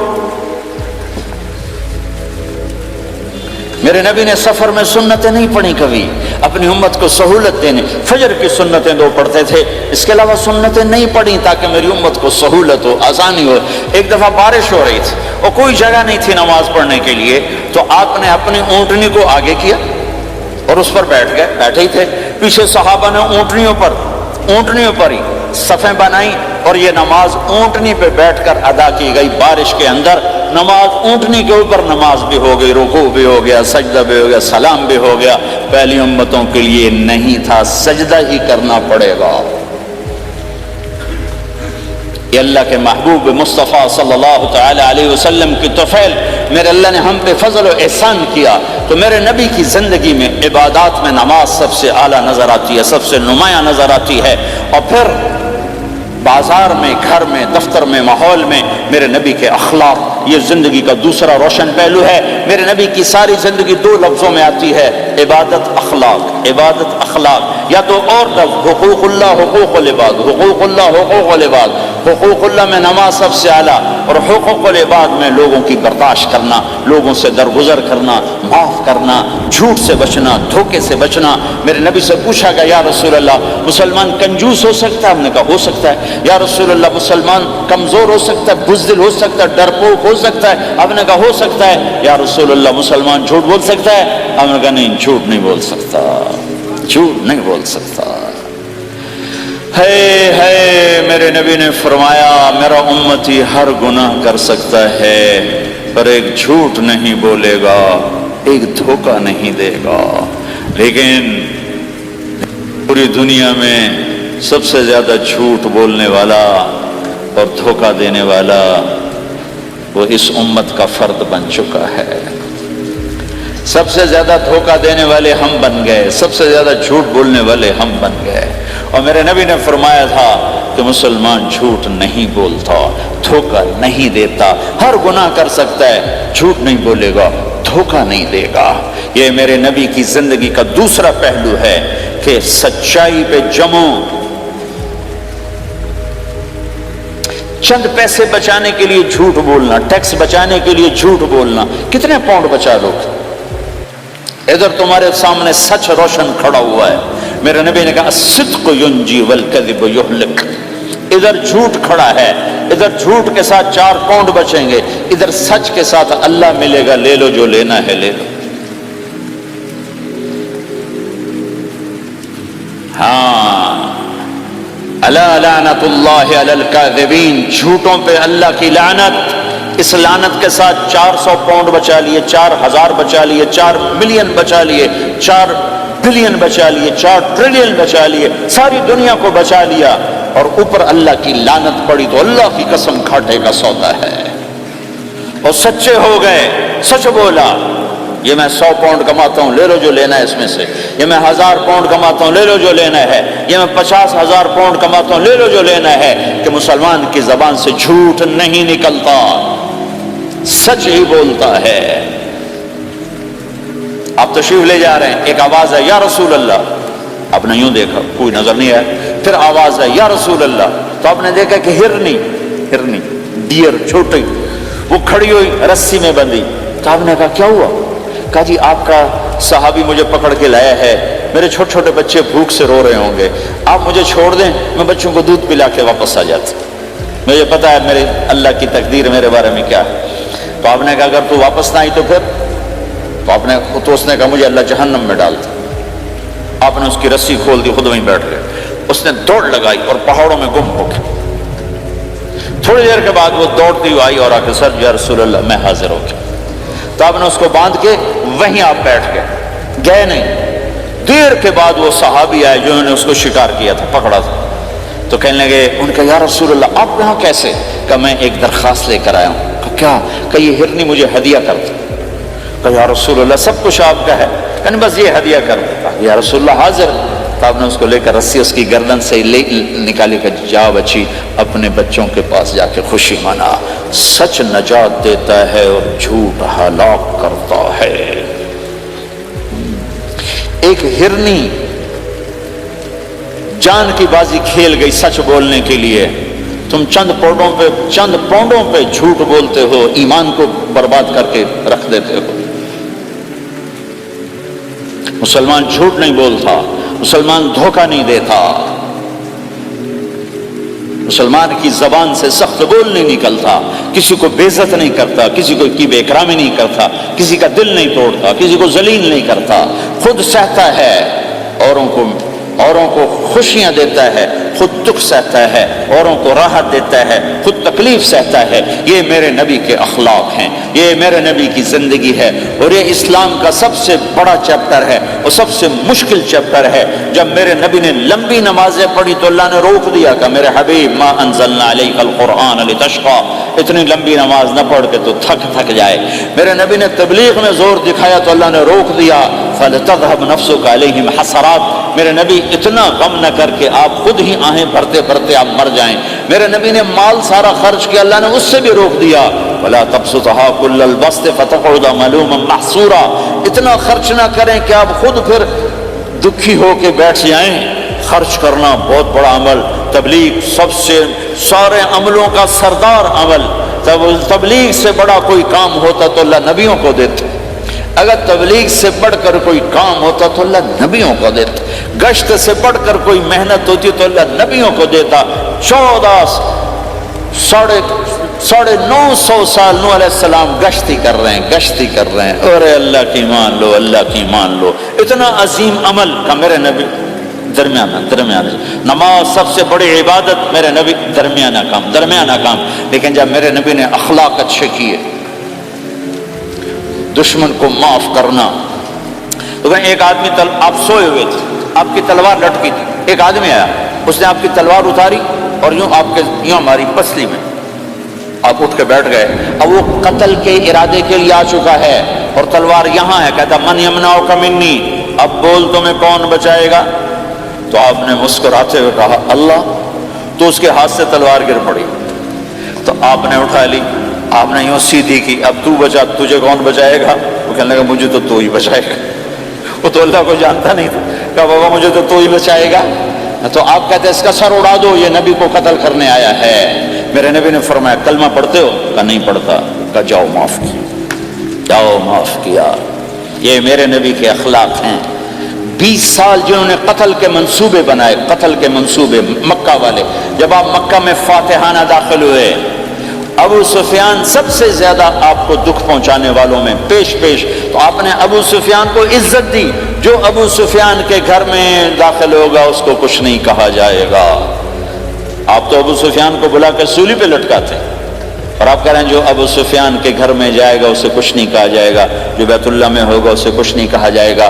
سارا مکہ سامنے، آپ یوں بیت اللہ کا دروازے پر یوں دونوں ہاتھ ایسے ٹکا کے کھڑے تھے، پھر آپ نے کہا میں کیا کروں گا اب تمہارے ساتھ؟ تو سہیل بن عمر نے کہا آپ کریم ہیں، کریم کے بیٹے ہیں، تو آپ نے کہا جاؤ میں نے معاف کیا۔ یہ اخلاق آج مٹ چکے ہیں، مردوں سے، عورتوں سے، علم والوں سے، خانقاہ والوں سے، تبلیغ والوں سے، سب زیرو ہوئے پڑے ہیں۔ جب تک یہ اخلاق زندہ نہیں ہوتے، اسلامی زندگی قائم نہیں ہو سکتی، اسلامی معاشرت قائم نہیں ہو سکتی، اور دین دو چیزوں سے آگے پھیلتا ہے، ایک دعوت اور ایک اخلاق، دعوت اور اخلاق۔ دعوت نہیں ہوگی تو اخلاق وہیں پڑے رہ جائیں گے، اخلاق نہیں ہوں گے تو دعوت کوئی قبول نہیں کرے۔ میرے نبی نے کتنے معجزے دکھائے مکے میں، نہیں کلمہ پڑھا، بدر میں ان کے 70 مارے گئے، فرشتوں کو دیکھا، جبریل کے گھوڑے کی آواز سنی، کلمہ نہیں پڑھا، خندق میں شکست ہوئی، کلمہ نہیں پڑھا، پانی نکلتے دیکھا انگلیوں سے، کلمہ نہیں پڑھا، ایک بکرے کا ایک بازو پکایا، ایک بازو بکرے کا، ایک اگلا جو بازو ہوتا، اور 40 آدمیوں نے کھانا کھایا اور ایک بوٹی کم نہیں ہوئی، کلمہ نہیں پڑھا۔ لیکن جب میرے نبی نے کہا جاؤ معاف کیا تو سارے ہی کلمہ پڑھ گئے کہ واقعہ یہ اخلاق نبی کے ہو سکتے۔ حنین کی جنگ میں جب بھاگے لوگ، شکست ہوئی، تو ایک صحابی کا بھاگتے ہوئے پاؤں ہمارے نبی کے پاؤں پر آیا، اور جوتا سخت تھا، تو آپ نے کہا اوجعتنی، اور آپ کے ہاتھ میں چھڑی تھی، آپ نے اس کو یوں ماری، اوجعتنی، ارے تو نے مجھے کتنا زیادہ درد پہنچایا، دکھ پہنچایا۔ وہ بیچارے پگھل کے رہ گئے اور پریشان ہو گئے، اور فرماتے ہیں سارا دن میں پریشان، ساری رات پریشان کہ اللہ کے نبی کو میں نے تکلیف پہنچائی، اب میرا کیا بنے گا؟ اگلا دن ہوا تو اعلان ہو رہا تھا بھائی جس کا پاؤں نبی کے پاؤں پہ آیا تھا اس کو اللہ کے نبی بلا رہے ہیں۔ تو صحابی کہنے لگے میں نے سمجھا بس اب میری تو دنیا بھی گئی اور آخرت بھی گئی، اب میرے اوپر کیس بنے گا اور مجھے ڈانٹ ٹپٹ بھی ہوگی، میرا کتنا بڑا گھاٹا نقصان ہوگا۔ یہ حاضر ہوئے ڈرتے ڈرتے، تو آپ نے فرمایا میرے بھائی کل میں نے تمہیں چھڑی ماری تھی، وہ مجھے معاف کر دینا، اور یہ 80 اونٹ تمہیں ہدیہ دیتا ہوں، 80 کیملز یعنی 80 پراڈو، 80 رینج روور کا یہ میری طرف سے تمہیں ہدیہ ہے۔ وہ حیران پریشان، یہ میرے نبی کے اخلاق ہیں، یہ میرے نبی کے اخلاق ہیں۔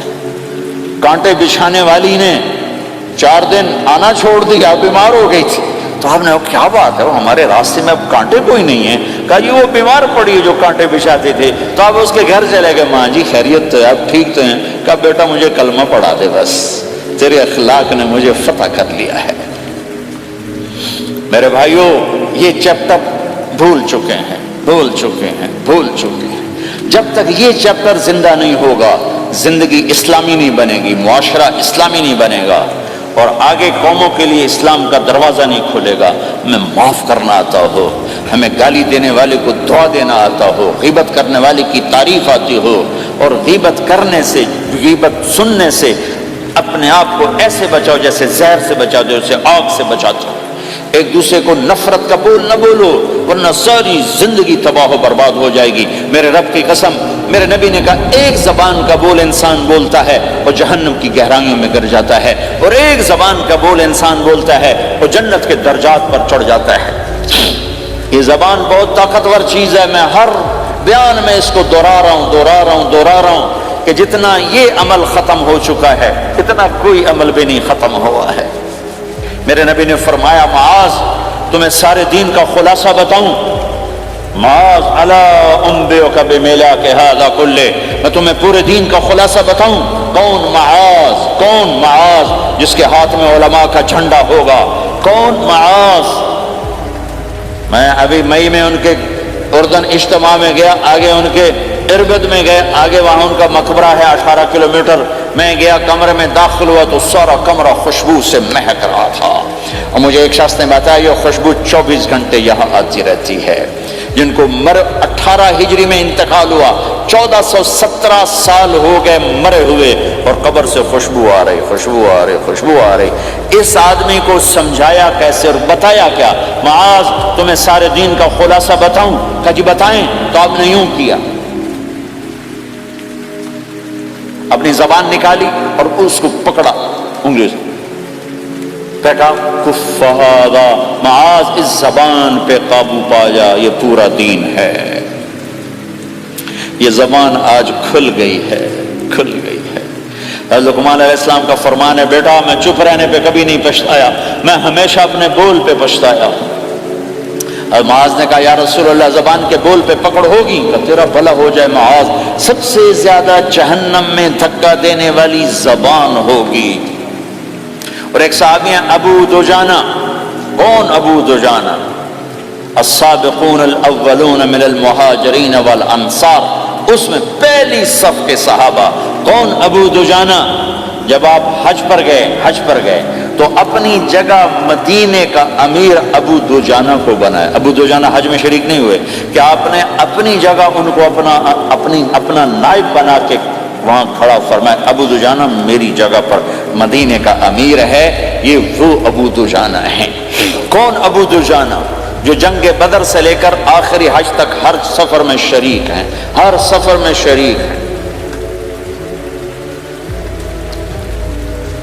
ان کی ایک بات میں بتانا چاہتا ہوں، پہلے تھوڑی سی ان کی ہسٹری بتانا چاہتا ہوں۔ کون ابو دجانہ؟ احد کی جنگ میں آپ نے تلوار اٹھائی، کہ اس تلوار کو کون لے گا؟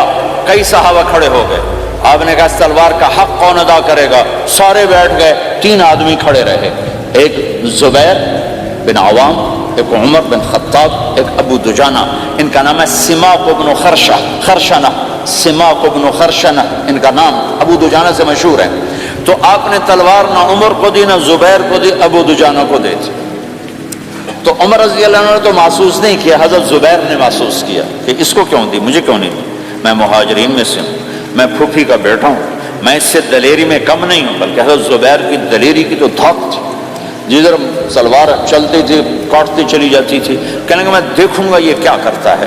تو ابو دجانہ کے پیچھے پیچھے زبیر ہو لیے، تو ابو دجانہ نے جو حملہ کیا تو 3000 کا لشکر تھا، اس کو چیر کے پار نکل گیا، پورے لشکر کو کاٹ کے پار نکل گیا۔ اور آگے عورتیں کھڑی تھیں جو مکے کے لشکر کو تیار کر رہی تھیں، نحن بنات طارقی نمشی علی النمارقی مشی القتل بوارقی المسک فی المخالقی المسک فی المفارقی والدر فی المخالقی ان تقبلوا نعانقی وتدبروا نفارقی فراق غیر وامقی، یہ گانا گا رہی تھی اور ان کو تیار کر رہی تھیں۔ تو جب ابو دجانہ کی تلوار نظر آئی تو سب بھاگی، ہندا پکڑی گئی، تو آپ نے یوں اپنی تلوار ہندا کے سر پر رکھی، انہوں نے چیخ ماری، تلوار ہٹا لی۔ تو زبیر پیچھے پیچھے کہ یہ کیا کیا ہے؟ جنگ میں اگر کوئی عورت حصہ لے اسے مارنا جائز ہے، ویسے جائز نہیں ہے، عورت کو، بچے کو، بوڑھے کو ہاتھ لگانا جائز نہیں ہے۔ تو انہوں نے کہا تلوار کیوں نہیں چلائی؟ کہا میرے محبوب کی تلوار ہے، عورت کے خون سے رنگین کر کے اس کی شان نہیں گھٹانا چاہتا، یہ میرے نبی کی تلوار۔ پھر واپس ہوئے، پھر اٹیک کیا اور پھر مجمع کو چیر دیا۔ سامنے ایک آدمی آ رہا تھا ہاتھی کی طرح، اتنا لمبا موٹا تازہ، تو زبیر کہنے لگے میرے جی میں آیا کبھی اس کی ٹکر ہونا پھر میں دیکھوں ابو دجانہ کیا چیز ہے۔ تو اللہ کا کرنا ایسا ہوا ابو دجانہ دونوں آمنے سامنے ہو گئے۔ تو وہ ایسے شاہ سوار تھے کہ دونوں طرف کے لشکر ذرا تھم گئے اور وہ دونوں بھڑ گئے۔ ابو دجانہ کے اپنے جوہر، اس پہلوان کے اپنے جوہر، غبار اٹھا، مٹی اٹھی، اور اس کی اپنی طاقت، ان کی اپنی طاقت، انہوں نے ابو دجانہ کو اس نے زخمی کر دیا۔ ابو دجانہ نے جو جوش میں آ کے ماری تلوار، اس کو لگی یہاں، تو اتنی طاقت سے لگی کہ اس کے نیچے اتر کر دو ٹکڑوں میں تقسیم کر دی۔ ماری تو ایک حصہ ادھر ایک حصہ، پھر یوں دیکھا اور اپنے چہرے سے لوہے کی ٹوپی اتاری، کما ترا انا ابو دجانہ، کیا دیکھ رہے ہو؟ میں ہوں ابو دجانہ، تلوار صحیح لی ہے میں نے، غلط نہیں لی، یہ ابو دجانہ ہیں۔ اور جب شکست ہو گئی احد کی جنگ میں، اور پھر 10-12 آدمی نے آپ کو گھیرے میں لیا ہوا تھا، ان میں ایک ابو بکر تھے، عمر تھے، علی تھے، طلحہ تھے، زبیر تھے، سعد بن ابی وقاص تھے، اور سہل بن حنیف تھے، عبادہ قتادہ بن نعمان تھے، اور ابو دجانہ تھے رضی اللہ تعالی عنہم، ان میں سے ایک ابو دجانہ بھی تھے۔ اور یمامہ کی جنگ میں ابو دجانہ شہید ہوئے، یمامہ کی جنگ میں شہید ہوئے۔ یہ ابو دجانہ کی تھوڑی سی سیرت آپ کے سامنے آئی ہے۔ اس کے بعد اب آپ ان کے قول کو سنو تاکہ اس کا وزن آپ کے سامنے آئے۔ یہ بدر کے شریک ہیں، اللہ کے نبی نے کہا بدر کا صحابی جو مرضی کرے بخشا گیا۔ یہ صلح حدیبیہ کے شریک ہیں، اللہ نے قرآن میں کہا لقد رضی اللہ، میں ان سے راضی ہو گیا۔ یہ صحابی ہیں، اللہ نے کہا کلا وعد اللہ الحسنى، اے میرا نبی تیرے ہر صحابی کے لیے جنت کا وعدہ ہے۔ اب یہ کیا کہتے ہیں؟ یہ کیا کہتے ہیں لوگو؟ ان ارجع عملی عند، لوگو میرے پاس، ابو دجانہ میرے پاس بخشش کا سب سے بڑا عمل جانتے ہو کیا ہے؟ بدر نہیں، احد نہیں، حدیبیہ نہیں، خندق نہیں، خیبر نہیں، فتح مکہ نہیں، آخری حج نہیں، کیا ہے؟ کیا ہے لوگو؟ ان ارجع عملی عندی، میرے پاس آخرت میں بخشش کا سب سے بڑا عمل بس ایک ہے کہ ما آذیت احدا بلسانی، میں نے اپنی زبان سے کبھی کسی کو دکھ نہیں پہنچایا۔ ولا اجد فی قلبی غلا لاحد، اور میرے دل میں کسی کے لیے بغض کوئی نہیں ہے، بس یہ میری بخشش کا عمل ہے۔ تو بھائیو، نبی کے اخلاق میں دو چیزیں لے لو، ایک زبان سے کسی کو دکھ نہ دو، ایک دل میں کسی کا بغض نہ رکھو۔ اللہ کی قسم بغیر حساب کتاب کے جنت میں جاؤ گے۔ بڑے بڑے جنید بغدادی اور بڑے بڑے معرفت والے تمہیں دیکھتے رہ جائیں گے، تمہاری رفتار اتنی تیز ہوگی کہ تمہیں وہی پکڑ سکے گا جس کا یہ دو عمل تم سے زیادہ اچھا ہوگا۔ جس روڈ پہ رش ہوتا آپ وہاں سے گاڑی ہٹا لیتے ہو، ادھر نہیں ادھر رش ہے، وہ سائن وغیرہ آپ کو آ جاتے ہیں کہ بھائی ادھر بلاک ہے، ادھر نہیں جانا، ادھر جانا ہے۔ تو جہاں روڈ پہ رش ہوتا ہے تو قیمتی سے قیمتی گاڑی کی رفتار بھی آہستہ ہو جاتی ہے، اور جہاں روڈ خالی ہوتا ہے تو پرانی گاڑی بھی بھاگے جا رہی ہوتی ہے۔ ہمارے یہاں پرانی گاڑی ہوتی ہے نا، پرانی پیسوں کے پیچھے لکھا ہوتا ہے نہ انجن کی خوبی نہ ڈرائیور کا کمال، خدا کے سہارے چلی جا رہی ہے۔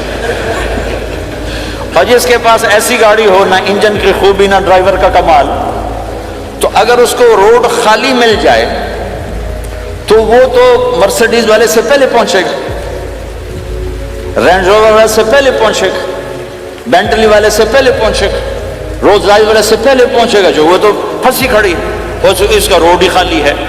تو میرے بھائیو، یہ میں ایک مثال دیتا ہوں، عبادات کی روڈ پہ بہت رش ہے، نمازی بے شمار ہیں، روزے دار بے شمار ہیں، عمرے والے بے شمار ہیں، حج والے بے شمار ہیں، اور تہجد گزار بے شمار ہیں، علماء بے شمار ہیں، حافظ بے شمار ہیں، ذکر والے بے شمار ہیں، بہت رش ہے، تبلیغ والے بے شمار ہیں، لیکن جو اخلاق والا روڈ ہے نا، یہ خالی پڑا ہے، اس پہ موٹر زوکی پہ چڑھ کے آ جاؤ تو سب سے آگے نکل جاؤ، سائیکل پہ چڑھ کے آ جاؤ تو سب سے آگے نکل جاؤ، کہ روڈ ہی خالی ہے، اخلاق کا روڈ خالی ہے۔ غصے کو پینا، دکھ دینے والے کے سامنے، درد دینے والے کو خوشیاں دینا، گالی دینے والے کو دعا دینا، کرو تو صحیح۔ میرے رب کی قسم اس میں وہ لذت ہے کہ ساری دنیا کی لذتیں تمہیں بھول جائیں گی اگر یہ لذت تمہیں مل گئی۔ پی جا ایام کی تلخی کو بھی ہنس کے ناصر، غم کے سہنے میں بھی قدرت نے مزہ رکھا ہے۔ اپنے لہو کے گھونٹ پی، زخم پہ زخم کھا کے جی، آہ نہ کر لبوں کو سی، عشق ہے دل لگی نہیں، سینے پہ تیر کھائے جا، آگے قدم بڑھائے جا، یعنی زبان حال سے کہہ دے کہ ہاں ستائے جا۔ آج اخلاق کوئی نہیں ہے، میں تو روتا پھرتا ہوں۔ تبلیغ میں نکلو نکلو نکلو، خانقاہوں میں ذکر اور مدرسوں میں فقہ، کوئی تو اس سبق کو بھی، یا اور بھی دکھ ہیں زمانے میں محبت کے سوا، راحتیں اور بھی ہیں وصل کی راحت کے سوا۔ جس دن امت کے اخلاق زندہ ہوئے، آپ اسلام کی بہار دیکھو گے۔ اگر اپنے گھر میں خوشیاں لانا چاہتے ہو تو اللہ کی قسم بڑے گھر سے نہیں آئے گی، کوئی 5 لاکھ پاؤنڈ کی گاڑی سے خوشی نہیں آئے گی، کوئی بہت بڑا عالی شان بنگلہ بنانے سے خوشی نہیں آئے گی، تمہارے اخلاق سے گھر میں خوشی آئے گی۔ اگر بیوی کا سلوک تمہارے ساتھ اچھا ہے، تمہارا سلوک بیوی کے ساتھ اچھا ہے، اس گھر میں خوشی ہے۔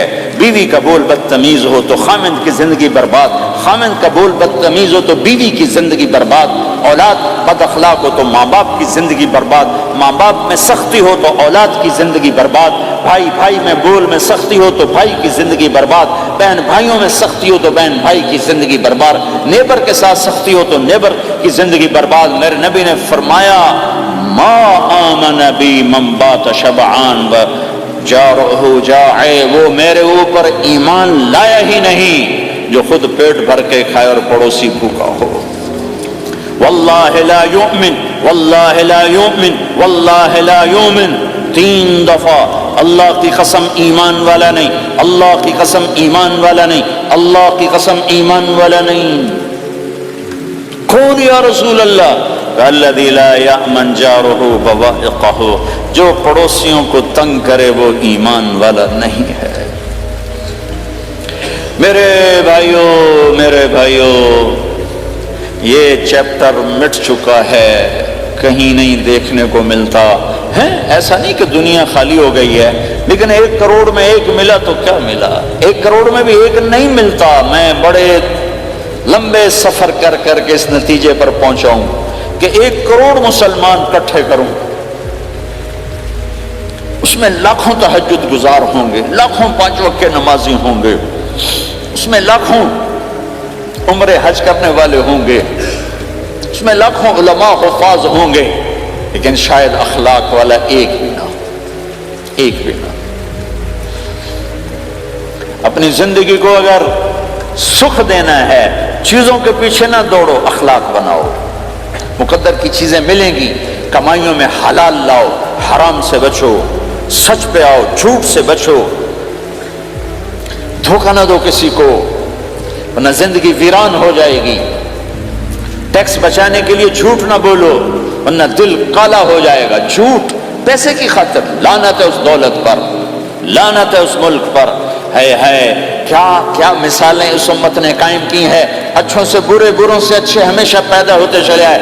یزید فاسق، فاجر، ظالم، 3 بر اعظم کی حکومت چھوڑ کے مر رہا ہے، 34 سال کی عمر، اور بعض آتا ہے 38 سال کی عمر، 40 سال کو نہیں پہنچا، 40 سال سے پہلے مر گیا۔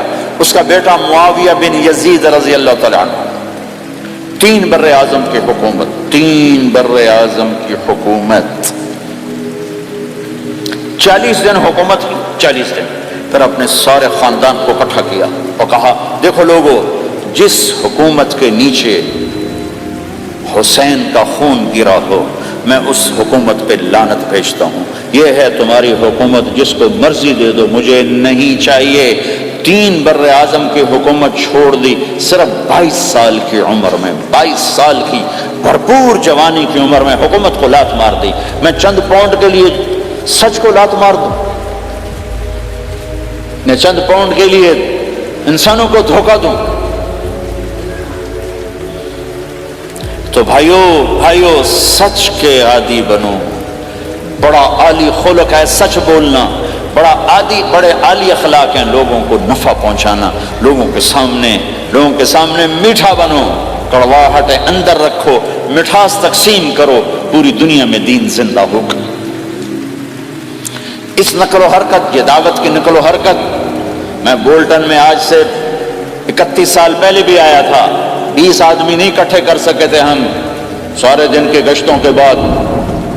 ایک گرجا مسجد تھا اس وقت، تو ہم کو 50 آدمی اکٹھے نہیں کر سکے تھے، آئیے ہزاروں کا مجمع ہے، اس کے پیچھے پتہ نہیں کتنی محنتیں ہوئی ہیں، تب جا کر یہ رنگ بنا ہے، اس ایک شکل بنی ہے، اس میں رنگ بھرنے کی ضرورت ہے، اور وہ ہے میرے نبی کے اخلاق، میرے نبی کی مبارک زندگی، جس میں درگزر، جس میں معاف کرنا، جس میں میٹھا بول، جس میں چھوٹا بن جانا اور دوسرے کو بڑا بنانا، جس میں سچ بولنا، جس میں دھوکے سے بچنا، یہ مسلمان کی شان ہے۔ تو ہمارے تو نوجوان یہاں کی لڑکیوں کو دھوکہ دیتے ہیں، پیپر بنانے کے لیے یہاں کی لڑکیوں سے شادی کرتے ہیں، ان کی زندگیاں برباد کر دیتے ہیں، اپنا ایمان خراب کرتے ہیں، ان کی زندگی خراب کرتے ہیں۔ مسلمان ہی دھوکے باز بن جائے تو لوگوں کو راہبری کون دے؟ راہبر کون بنے گا؟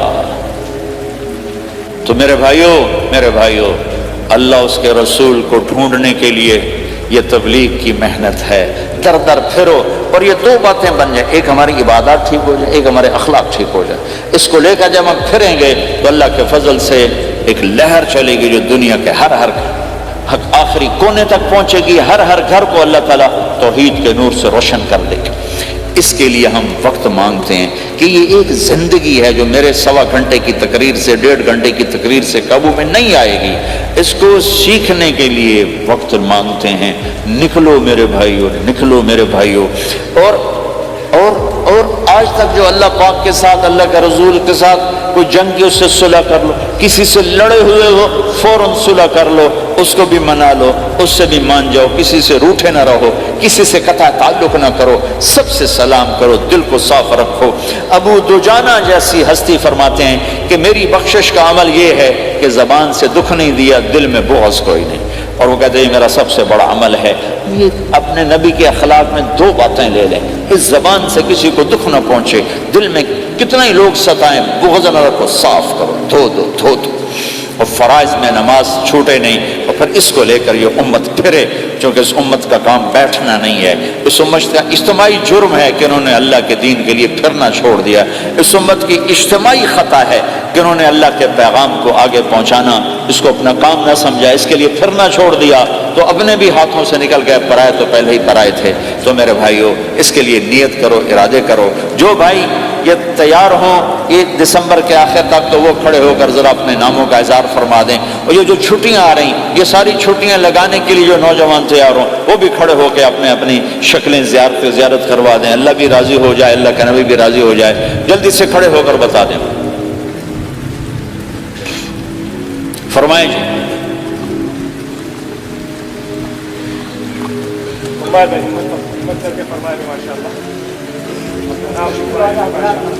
بولو بھائی، یہ چھٹیاں تو ماشاءاللہ ہوتی ہیں، اس میں نوجوانوں کو نکلنا چاہیے، اکثر نوجوان بیٹھے ہیں، اٹھو بھائی،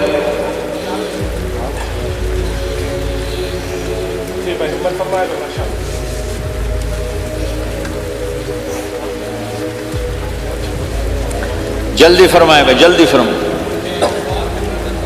ایسے نہیں ہوگا، پہلے 4 مہینے دینا پھر سنو گا، بیٹھ جاؤ، یہاں سوال نہیں کیا جاتا بھائی۔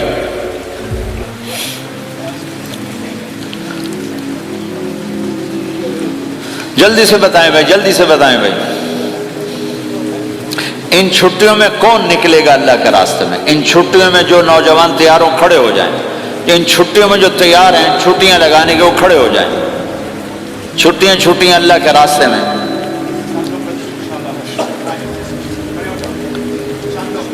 ہاں بھائی فرمائیں جی، فرمائیں جی بھائی، اور آپ کے لیے آسان کر دیتا ہوں، اس سال آج کیا تاریخ ہے بھائی؟ 22 نومبر۔ اگلے سال 22 نومبر تک اللہ زندگی رکھے، جو بھائی چلے 4 مہینے کے لیے تیار وہ کھڑے ہو جائیں، ایک سال کے اندر، ایک سال کے اندر انشاءاللہ ہم جائیں گے، وہ بھائی کھڑے ہو جائیں، ایک سال کے اندر اندر انشاءاللہ ہم نے جانا ہے، ترتیب بنانی ہے، وہ کھڑے ہو جائیں۔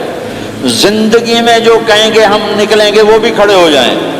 چلو سارے بیریئر ہٹا دیتا ہوں، لو بھائی سب کی تشکیل ہو گئی، بیٹھ جاؤ بھائی، ماشاءاللہ بیٹھ جاؤ بھائی، بیٹھ جاؤ بھائی، بیٹھ جاؤ۔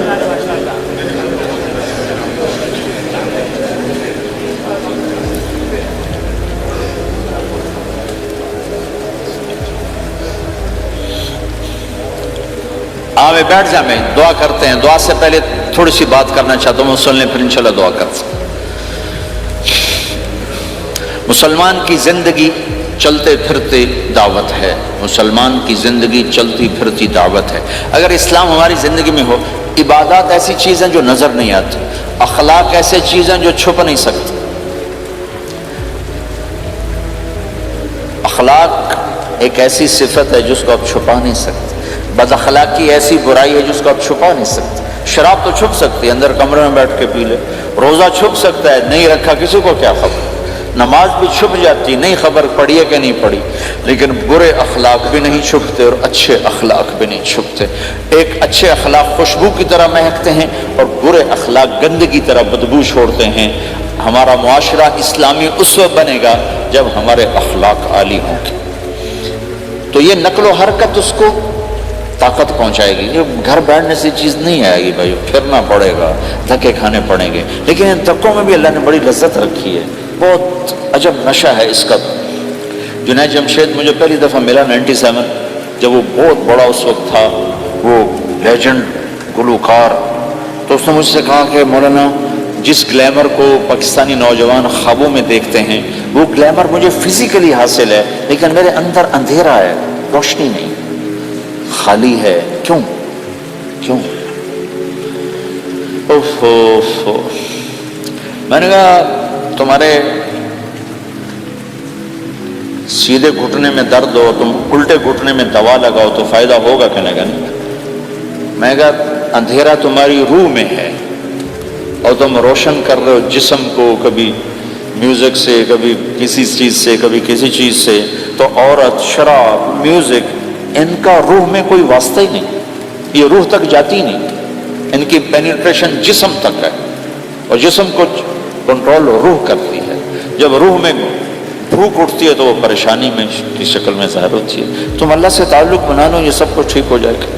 پھر جب ہم نے 3 چیلے شروع کیے تو اس کا مجھے فون آیا، ہمارا ایک شہر ہے چھوٹا سا، زلزلے میں ختم ہو گیا تھا، بالا کوٹ، تو اس کا مجھے وہاں سے فون آیا کہ مولانا میں ایک پرانی مسجد میں ایک پھٹی ہوئی چٹائی پر لیٹا ہوا ہوں اور جس سکون کو میں 5 سٹارز ہوٹل میں دیکھتا تھا، ڈھونڈتا تھا، وہ آج مجھے یہاں مل چکا ہے، اور مجھے یوں لگتا میں ہوا میں اڑ جاؤں گا، میں ہوا میں اڑ جاؤں گا۔ کیا ہوا کہ اللہ سے تعلق بنا اور روح میں سکون آ گیا، ٹھنڈک آ گئی۔ تو ایک گناہوں سے بچنا اور ایک فرائض کو پورا کرنا، ایک اپنے اخلاق کو ٹھیک کرنا، یہ چند ایک کام ہیں جو کر لے گا اللہ اسے آباد کر دے گا۔ جہاں ہو نماز نہ چھوٹے، رمضان آ جائے روزے نہ چھوٹے، زکوٰۃ فرض ہو جائے خوشی سے ادا کریں، اپنی کمائیوں کو حلال پہ لائیں، غلط کاغذات سے، غلط پیپر سے، غلط ہیرا پھیری سے پیسہ نہ بنائیں، یہ پیسہ تباہی کے سوا کچھ نہیں لاتا۔ اپنی حلال کمائی کرو، کہ میرے نبی کا فرمان ہے جو صبح سے شام تک حلال کمانے میں تھکتا ہے اس دن کے سارے گناہ معاف ہو جاتے۔ سعد بن معاذ بیٹھے تھے، ان کے ہاتھوں پر اللہ کے نبی کی نظر پڑی تو ہاتھ بڑے سخت تھے، تو ہم نے کہا سعد تیرے ہاتھ اتنے سخت کیوں ہیں؟ کہا جی میں اپنے باغ میں خود کام کرتا ہوں، اس سے یہ سخت ہو گئے۔ تو آپ نے سعد کا ہاتھ پکڑا اور ایسے چوما اور کہا اپنے بچوں کو حلال کھلانے میں بچوں کو حلال کھلانے میں جو ہاتھ ایسا ہو جائے گا اس پہ جہنم کی آگ حرام ہو جائے گی۔ کہ بھائیو حلال، جھوٹ نہ داخل کرو۔ چاہے کتنے بڑے مفتی فتویٰ دیں کہ ٹیکس بچانے کے لیے جھوٹ بولنا جائز ہے، میں کہتا ہوں نہیں نہیں نہیں نہیں نہیں نہیں نہیں، سچ سچ سچ۔ دو سودے ہیں، ایک طرف چند سو پاؤنڈ ہیں، ایک طرف سچ ہے، جس کو لینا ہے لے لو۔ سچ کو لوگے تو اللہ کے قدموں میں چلے جاؤ گے، اللہ کے حبیب کی چھاؤں میں چلے جاؤ گے، اللہ کی چھاؤں میں چلے جاؤ گے۔ جھوٹ، ہاں صرف جھوٹ بولنا جائز ہے، دو بھائی لڑ پڑے ان میں صلح کرانے کے لیے جھوٹ بولنا جائز ہے۔ میاں بیوی لڑ پڑے تو بیوی کو منانے کے لیے خامند جھوٹ بول سکتا ہے، خامند کو منانے کے لیے بیوی جھوٹ بول سکتی ہے۔ اس کے علاوہ جھوٹ نہیں ہے، سچ کے ساتھی بنو۔ اللہ کی قسم وہاں سے رزق آئے گا جہاں سے وہم و گمان بھی۔ پھر آپ اس حکومت کو دھوکہ دیتے ہو جو آپ کی ہمدرد۔ ہماری حکومتیں تو خود بھی چور ہیں تو ان کو چور پڑے ہوئے، چوروں کو چور پڑے ہوئے ہیں۔ تمہاری حکومتیں تو چور نہیں ہیں، تو تم پہ خرچ کرتے ہیں۔ ان سے بینیفٹ لینا ہو تو پیچھے پیچھے ہو، ان کو ٹیکس دینا ہو تو کہتے ہو کدھر لکھا ہے شریعت میں ٹیکس دینا جائز ہے؟ کیا لکھا ہوگا؟ آگے مفتی بھی بیٹھو میں فتوے دینے کے لیے۔ جب ان سے نفع اٹھاتے ہو تو ان کو نفع پہنچاؤ، ان سے سہولتیں لیتے ہو ان کو سہولت پہنچاؤ۔ جو تمہارے خرچ کرنے میں دیانتدار ہیں ان کے ساتھ بددیانتی نہ کرو۔ مسلمان ہو اور دھوکہ، یہ دو چیزیں جوڑ نہیں سکتے۔ اپنی عیاشی تھوڑی کم کر دو تو اللہ اس میں برکت دے گا۔ آپس میں کبھی اونچ نیچ ہو جائے فوراً صلح کرو، لڑائی پہ باقی نہ رہو کہ یہ ہم نے بات نہیں کرنی، ہمارا سلام دعا ختم، ایسا کبھی نہیں کرنا۔ اونچ نیچ ہوتی ہے لیکن فوراً صلح کرو۔ ماں باپ میاں بیوی کٹھے رہتے ہیں تو ہمارا سسرالی معاشرہ بہت سخت قسم کا ہے، ماں باپ اتنی مداخلت کرتے ہیں بچے میں کو ان کی زندگی تباہ کر دیتے۔ ساس سسر بہو پہ اتنا حق جتلاتے ہیں کہ خامد کا بھی اتنا حق نہیں رہ جاتا، اس سے زندگی ٹوٹ جاتی ہے۔ اگر سسر ہو بہو کو عزت دو، ساس ہے بہو کو عزت دے، بہو ہے ساس سسر کو عزت دے۔ لیکن اللہ کی قسم ساس اور سسر کا بہو پہ کوئی شرعی حق کوئی نہیں۔ میرے بچے کی شادی ہوئی، میں نے اپنی بیوی سے کہا بات سنو، ہم کسی کی بیٹی کو لے کے آ رہے ہیں، اگر ماں بن کے دکھاؤ گی تو میں یہاں اس کو لاؤں گا، اور اگر ماں بن کے نہیں دکھانا تو میں اس کو الگ گھر دیتا ہوں، تاکہ ہم اس کی زندگی میں دخل انداز نہ ہوں، ہم ان کی زندگی کو خراب نہ کریں۔ اگر کسی کے پاس الگ گھر دینے کی وسعت نہیں ہے تو وہ خود تو الگ ہو سکتا ہے کہ نہیں ہو سکتا؟ ایک ہی گھر میں رہتے ہیں، الگ گھر کی وسعت نہیں تو دونوں باہر نکل جاؤ، بچوں کی زندگی سے باہر نکل جاؤ، اپنا ان پر حاوی نہ کرو ورنہ آپ خود بھی برباد ہو جاؤ گے، ان کو بھی برباد کر دو گے۔ کتنی طلاقوں کے پیچھے ساس اور سسر ہیں، کتنی طلاقوں کے پیچھے میاں بیوی کی آپس کی بدتمیزی ہے کہ اس ماحول میں برداشت کرنے کا رواج ہی ختم ہو گیا۔ برداشت نہیں کرنا، بڑا نقصان سہنا ہے، چھوٹا نہیں سہنا۔ ڈائمنڈ کیسے بنتا ہے؟ ڈائمنڈ کاربن ہے، وہ ڈائمنڈ کیسے بنتا ہے؟ وہ پریشر کو برداشت کرتا اللہ چمکا کے اسے ڈائمنڈ بنوا دیتا۔ تو نوجوانوں کے ذمے ہے کہ اپنی بیوی کو پروٹیکشن دیں ماں باپ سے۔ ماں باپ زیادتی کریں سامنے آ جائیں، ہاتھ جوڑیں، پاؤں پکڑیں، بدتمیز نہ ہوں کہ ابا جی میں آپ کا حکم، اب مجھے اس کا کیا کرنا ہے، اماں جی اب مجھے فرمائیں میں کیا کرنا ہے، میرے ذمے ہے، اس کے ذمے نہیں ہے۔ بیوی زیادتی کرنے لگے تو اس کے سامنے ہو جاؤ، دیکھو بیگم کہ تیرا میرا رشتہ ٹوٹ سکتا ہے، ماں باپ کا رشتہ ٹوٹ نہیں سکتا ہے۔ ماں باپ کا وہ رشتہ ہے جسے توڑا نہیں جا سکتا، نکاح تو ایک بول پہ ٹوٹ جاتا ہے۔ میں تیری ہر ضرورت پوری کروں گا لیکن تو میرے ماں باپ کے لیے تکلیف کا باعث نہ بن، یہ مرد کی ذمہ داری ہے۔ ہم یہ معاشرہ بھلا چکے ہیں۔ ہمارے پڑوسی ذمہ دار تھے، ان کے بچے کے نکاح میں گیا تو مجھ سے کہنے لگے مولانا میری بیگم نے مجھ سے کہا کہ دیکھو ہم زندگی گزار چکے ہیں، اب یہ بچے زندگی شروع کرنے لگے ہیں، تو پہلے میرے بیٹے کے لیے الگ گھر بنا اور اس کی بیوی کی ڈولی کو وہاں لے کے آ، میرے گھر میں نہ لانا کہ ایسا نہ ہو ہم میاں بیوی بچوں کی زندگی خراب کر دیں۔ تو پہلے میں نے بیٹے کا گھر بنایا ہے، اب اس کی شادی کر رہا ہوں، اس کی بیوی کی ڈولی وہاں اترے گی، میرے گھر میں نہیں اترے گی کہ ہم دونوں میاں بیوی کہیں ان کو خراب نہ کر بیٹھے۔ تو ہر آدمی کے پاس تو اتنے وسائل نہیں ہیں کہ وہ الگ گھر دے، لیکن یہ وسائل تو سب کے پاس ہیں کہ ان کی زندگی سے نکل جائے۔ ان میں کوئی کھٹ پٹ ہو جائے تو صلح کرانے آئیں، لیکن ہوتا کیا ہے کہ لڑکے کے ماں باپ اپنے بیٹے کے حمایتی ہوتے ہیں، لڑکی کے ماں باپ اپنی بیٹی کے حمایتی ہوتے ہیں، اور آپس میں جنگ شروع ہو جاتی، نہ یہ نیچے ہوتا ہے نہ وہ نیچے ہوتا ہے۔ نئی نئی شادی ہوتی، زندگی گزارنے کا پتہ نہیں ہوتا، ٹھوکریں کھاتے ہیں، تو ان کو سنبھالنے کی ضرورت ہوتی ہے۔ لیکن ہوتا کیا ہے کہ ماں باپ اپنے بیٹے کے کان میں نہ بیوی کی شکایتیں لگاتے رہے، یہ کرتی ہے، یہ کرتی ہے، یہ کرتی ہے، اور وہ بچی کو اس کے ماں باپ کہتے رہے یہ کرتے ہیں، یہ کرتے ہیں، یہ کرتے ہیں۔ زبان پر ٹیپ لگا لو تو آپ کی زندگی روشن ہو جائے گی، آپ کا جیون خوبصورت ہو جائے گا۔ اور کبھی اونچ نیچ ہو جائے تو معافی مانگو، فوراً معافی مانگو۔ میاں بیوی لڑ پڑیں اور پھر صلح کر لیں، تو اللہ کو یہ عمل اتنا پسند ہے کہ ان کی صلح پر پچھلے سارے گناہ ان کے معاف کر دیتے۔ قرآن کی ایک آیت اتری ہی میاں بیوی کی لڑائی پر تھی۔ ایک خامد اپنی بیوی پہ بڑے ناراض ہو، مسجد میں بیٹھے بیٹھے انہوں نے نیت کی گھر جاؤں گا اور بیوی کی ٹھکائی کروں گا۔ یہ انہوں نے نیت کی ہے، مسجد میں بیٹھے بیٹھے نیت کی گھر جاؤں گا، میں انہوں چنگا لتر پھیرنا ہے۔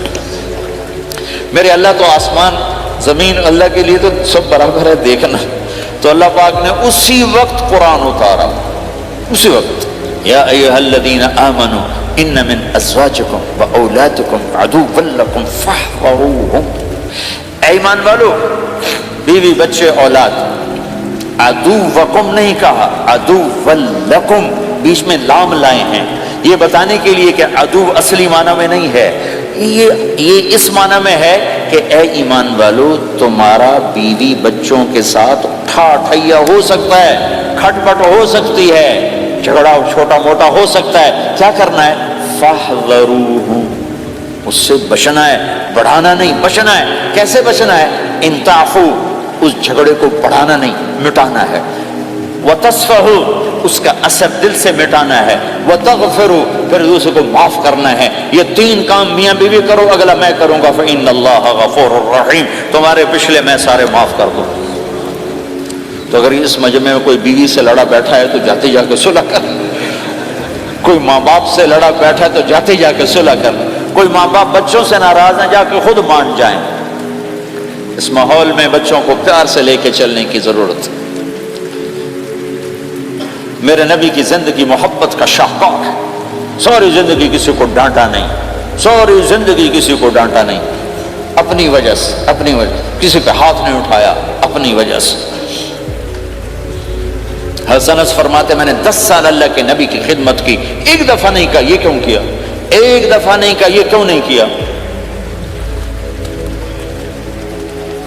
تو بھائیو، یہ خوبصورت زندگی ہے۔ آپ کے ہاں تو خادم نہیں ہوتے، سارا گھرانہ ہی خادم ہوتا ہے۔ تو میں پاکستان میں ہوں تو میں اگلا چیپٹر بیان کرتا ہوں کہ نوکروں کے ساتھ بھی اچھا سلوک کرو۔ وہ یہاں ہے ہی نہیں، تو آپ پہ ہی بانڈے مانجنے، آپ پہ ہی ٹوائلٹ صاف کرنا ہے، آپ پہ ہی گڈی صاف کرنی، ڈرائیور بھی آپ پہ تھے، مالک بھی آپ پہ، پٹرول بھی آپ پہ پاؤ بھائی، چنگا انگلینڈ ہے، پٹرول بھی آپ پہ پاؤ، ہوا بھی آپ پہ بھرو۔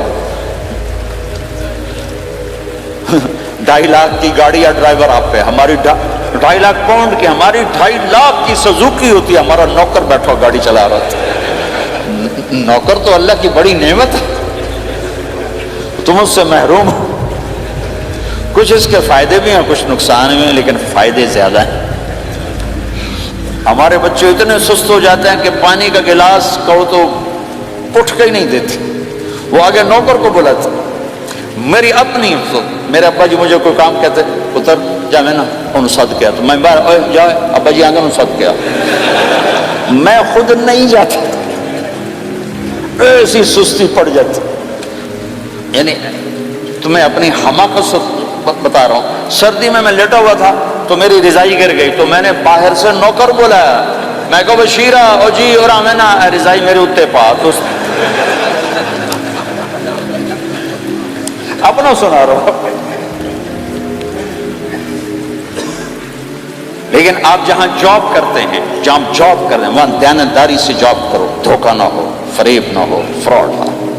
آپ بھی کہیں ملازم تو ہیں، کہیں کام کر رہے ہیں، کوئی آپ کی دکان پہ کام کر رہا ہے، گھروں میں کام کرنے والے، دکانوں پہ کام کرنے والے تو ہیں۔ اور جن لوگوں کے پاس پیپر نہیں ہوتے ان کو اتنے تھوڑے پیسے دیتے ہیں کہ وہ بیچارے روٹی بھی نہ کھا سکتے، تو بھائی یہ لینے، چونکہ ان کو پتہ ہے کہ بیچارہ پھنسا ہوا ہے اور کہیں نہیں جا سکتا ہے۔ تو ایسا نہ کرو، یہ ظلم نہ کرو۔ اب بولتا ہے ایسے لوگ رکھو نہیں، تمہارے لیے قانون ہے، اس کی گنجائش کوئی نہیں، لیکن اگر کوئی اس طرح رکھتا ہے تو پھر یہ ظلم نہ کرے کہ 100 کی بجائے 10 پاؤنڈ دے رہا ہو، بھائی لینے تو لے لو، اس کو پتہ ہے اس بیچارے نے کہیں نہیں جانا، ایسے ظالم نہ بن۔ وہ ہمارے یہاں کرائسس چل رہا ہے بہت زیادہ، تو جو بیچارہ پھنس جاتا ہے نا تو اپنی پراپرٹی بیچنے پر آتا ہے، تو اس کی 1 کروڑ کی پراپرٹی کے 20 لاکھ لگاتے ہیں۔ میں گزر رہا تھا مال ٹاؤن میں، ایک دوست کے پاس ٹھہرا تھا، وہ پراپرٹی ڈیلر تھا، تو ہم صبح واک کر رہے تھے تو ایک گھر کے قریب سے گزرے، کچھ 6 کنال کا گھر تھا۔ اسے کہنے لگا مولانا اس گھر کی قیمت ہے 24 کروڑ، 24 کروڑ کا گھر ہے فزیکلی، لیکن اس کا مالک پھنس چکا ہے قرضوں میں، اب اس کو بیچنا چاہتا ہے، تو 18 کروڑ سے اوپر 1 پیسہ نہیں کوئی لگا رہا، اور یہ اس بیچارہ بیچے گا، یہ 8 کروڑ کا لاس دے کر، 6 کروڑ کا لاس دے کر بیچے گا، چونکہ یہ پھنس چکا ہے۔ میں نے کہا اگر میرے پاس پیسے ہوتے تو میں اس کا 24 کروڑ کا گھر لیتا 30 کروڑ کا، کہ 24 کروڑ اس کے قرضے میں جاتے اور 6 کروڑ سے اپنا الگ کاروبار کر لیتے۔ مسلمان تو مظلوم کی مدد کرتا ہے، مسلمان تو دکھی کی مدد کرتا ہے، نہ کہ مصیبت زدہ کو اور لوٹ لینا، مرے نو مارے شاہ مدار، یعنی مصیبت زدہ پر اور مصیبت ڈالنا۔ بھائیو یہ وہ خوبصورت اخلاق ہیں، اپناؤ گے اللہ چمکائے گا، اللہ اس جہان کی عزت دے گا۔ اور ایک آخری میری بات ہے، بہت بڑا مجمع ہے، بہت سارے نوجوان نظر آ رہے ہیں، آج تک جو اللہ رسول سے جنگ کی اس سے صلح کر لیں، جو گناہ کی اس سے معافی مانگ لیں، ادھر ہم معافی مانگیں ادھر اللہ معاف کر دے، ادھر ہم توبہ کریں گے ادھر اللہ معاف کر دے گا۔ اور آپ تو ماشاءاللہ سارے بہت اچھے بیٹھے ہوئے ہیں۔ میرا ایک شاگرد ہے مولوی امجد، کراچی میں امام مسجد، اس کے پڑوس میں ایک عورت تھی، وہ لڑکیاں سپلائی کرنے کا کام کرتی تھی، کتنا ذلیل کام ہے، اور سال ہا سال سے اس کے بیٹے سے اس میرے شاگرد نے دوستی لگائی اور میرے بیان کی کیسٹ دے دی، کہا بھائی یہ سن لینا، میرے استاد جی کی کیسٹ۔ اس نے گھر میں جا کے لگا لی، اس کی ماں چلتے پھرتے کانوں میں آواز پڑ رہی ہے، آخر وہ آ کے بیٹھ گئی، کہنے لگی سنا، مجھے بھی سنا، تو اس نے سارا سنا، پھر کہا دوبارہ سنا، پھر سنا، کہا دوبارہ سنا، پھر سنا، تو کہنے لگی یہ کون ہے؟ کہا پتہ نہیں کون، تمہیں کس نے دی؟ کہا یہ امام مسجد نے۔ تو بچے کا ہاتھ پکڑا اور آ گئی دروازے پر، اسے لوگ تراویح پڑھ کے باہر نکل رہے تھے، کہنے میں نے امام صاحب سے ملنا ہے۔ وہ آ گئے، کہا جی یہ کیسٹ آپ نے دی؟ کہا جی۔ یہ کون ہے؟ کہا میرے استاد ہے۔ کیا نام ہے؟ طارق جمیل۔ اچھا، انہوں نے توبہ کی بڑی بات بتائی ہے، تمہیں پتہ ہے نا میرا کیا کام ہے؟ کہا میری توبہ قبول ہو سکتی ہے؟ کہا کیوں نہیں اما جی ہو سکتی۔ کہا ٹھیک ہے پھر میں اللہ کو گواہ بناتی ہوں میری توبہ۔ اور اس نے مسجد میں آنا شروع کر دیا تراویح میں، 5واں روزہ ہے، اور دعا مانگتی ہے اللہ اگر میری توبہ قبول ہے تو مجھے اپنے پاس بلا لے، یا اللہ اگر میری توبہ قبول ہے تو مجھے اپنے پاس بلا لے۔ 29ویں روزے سجدے کی حالت میں اللہ نے اٹھا لیا۔ ساری زندگی کام کیا؟ لڑکیوں کی سپلائی، اتنا بدترین کام، اور موت آئی رابعہ بصری جیسی۔ یہ ہے توبہ کا کمال، کہ اللہ کی رحمت سے کبھی نا امید نہیں ہونا چاہیے۔ اللہ کوئی تھانے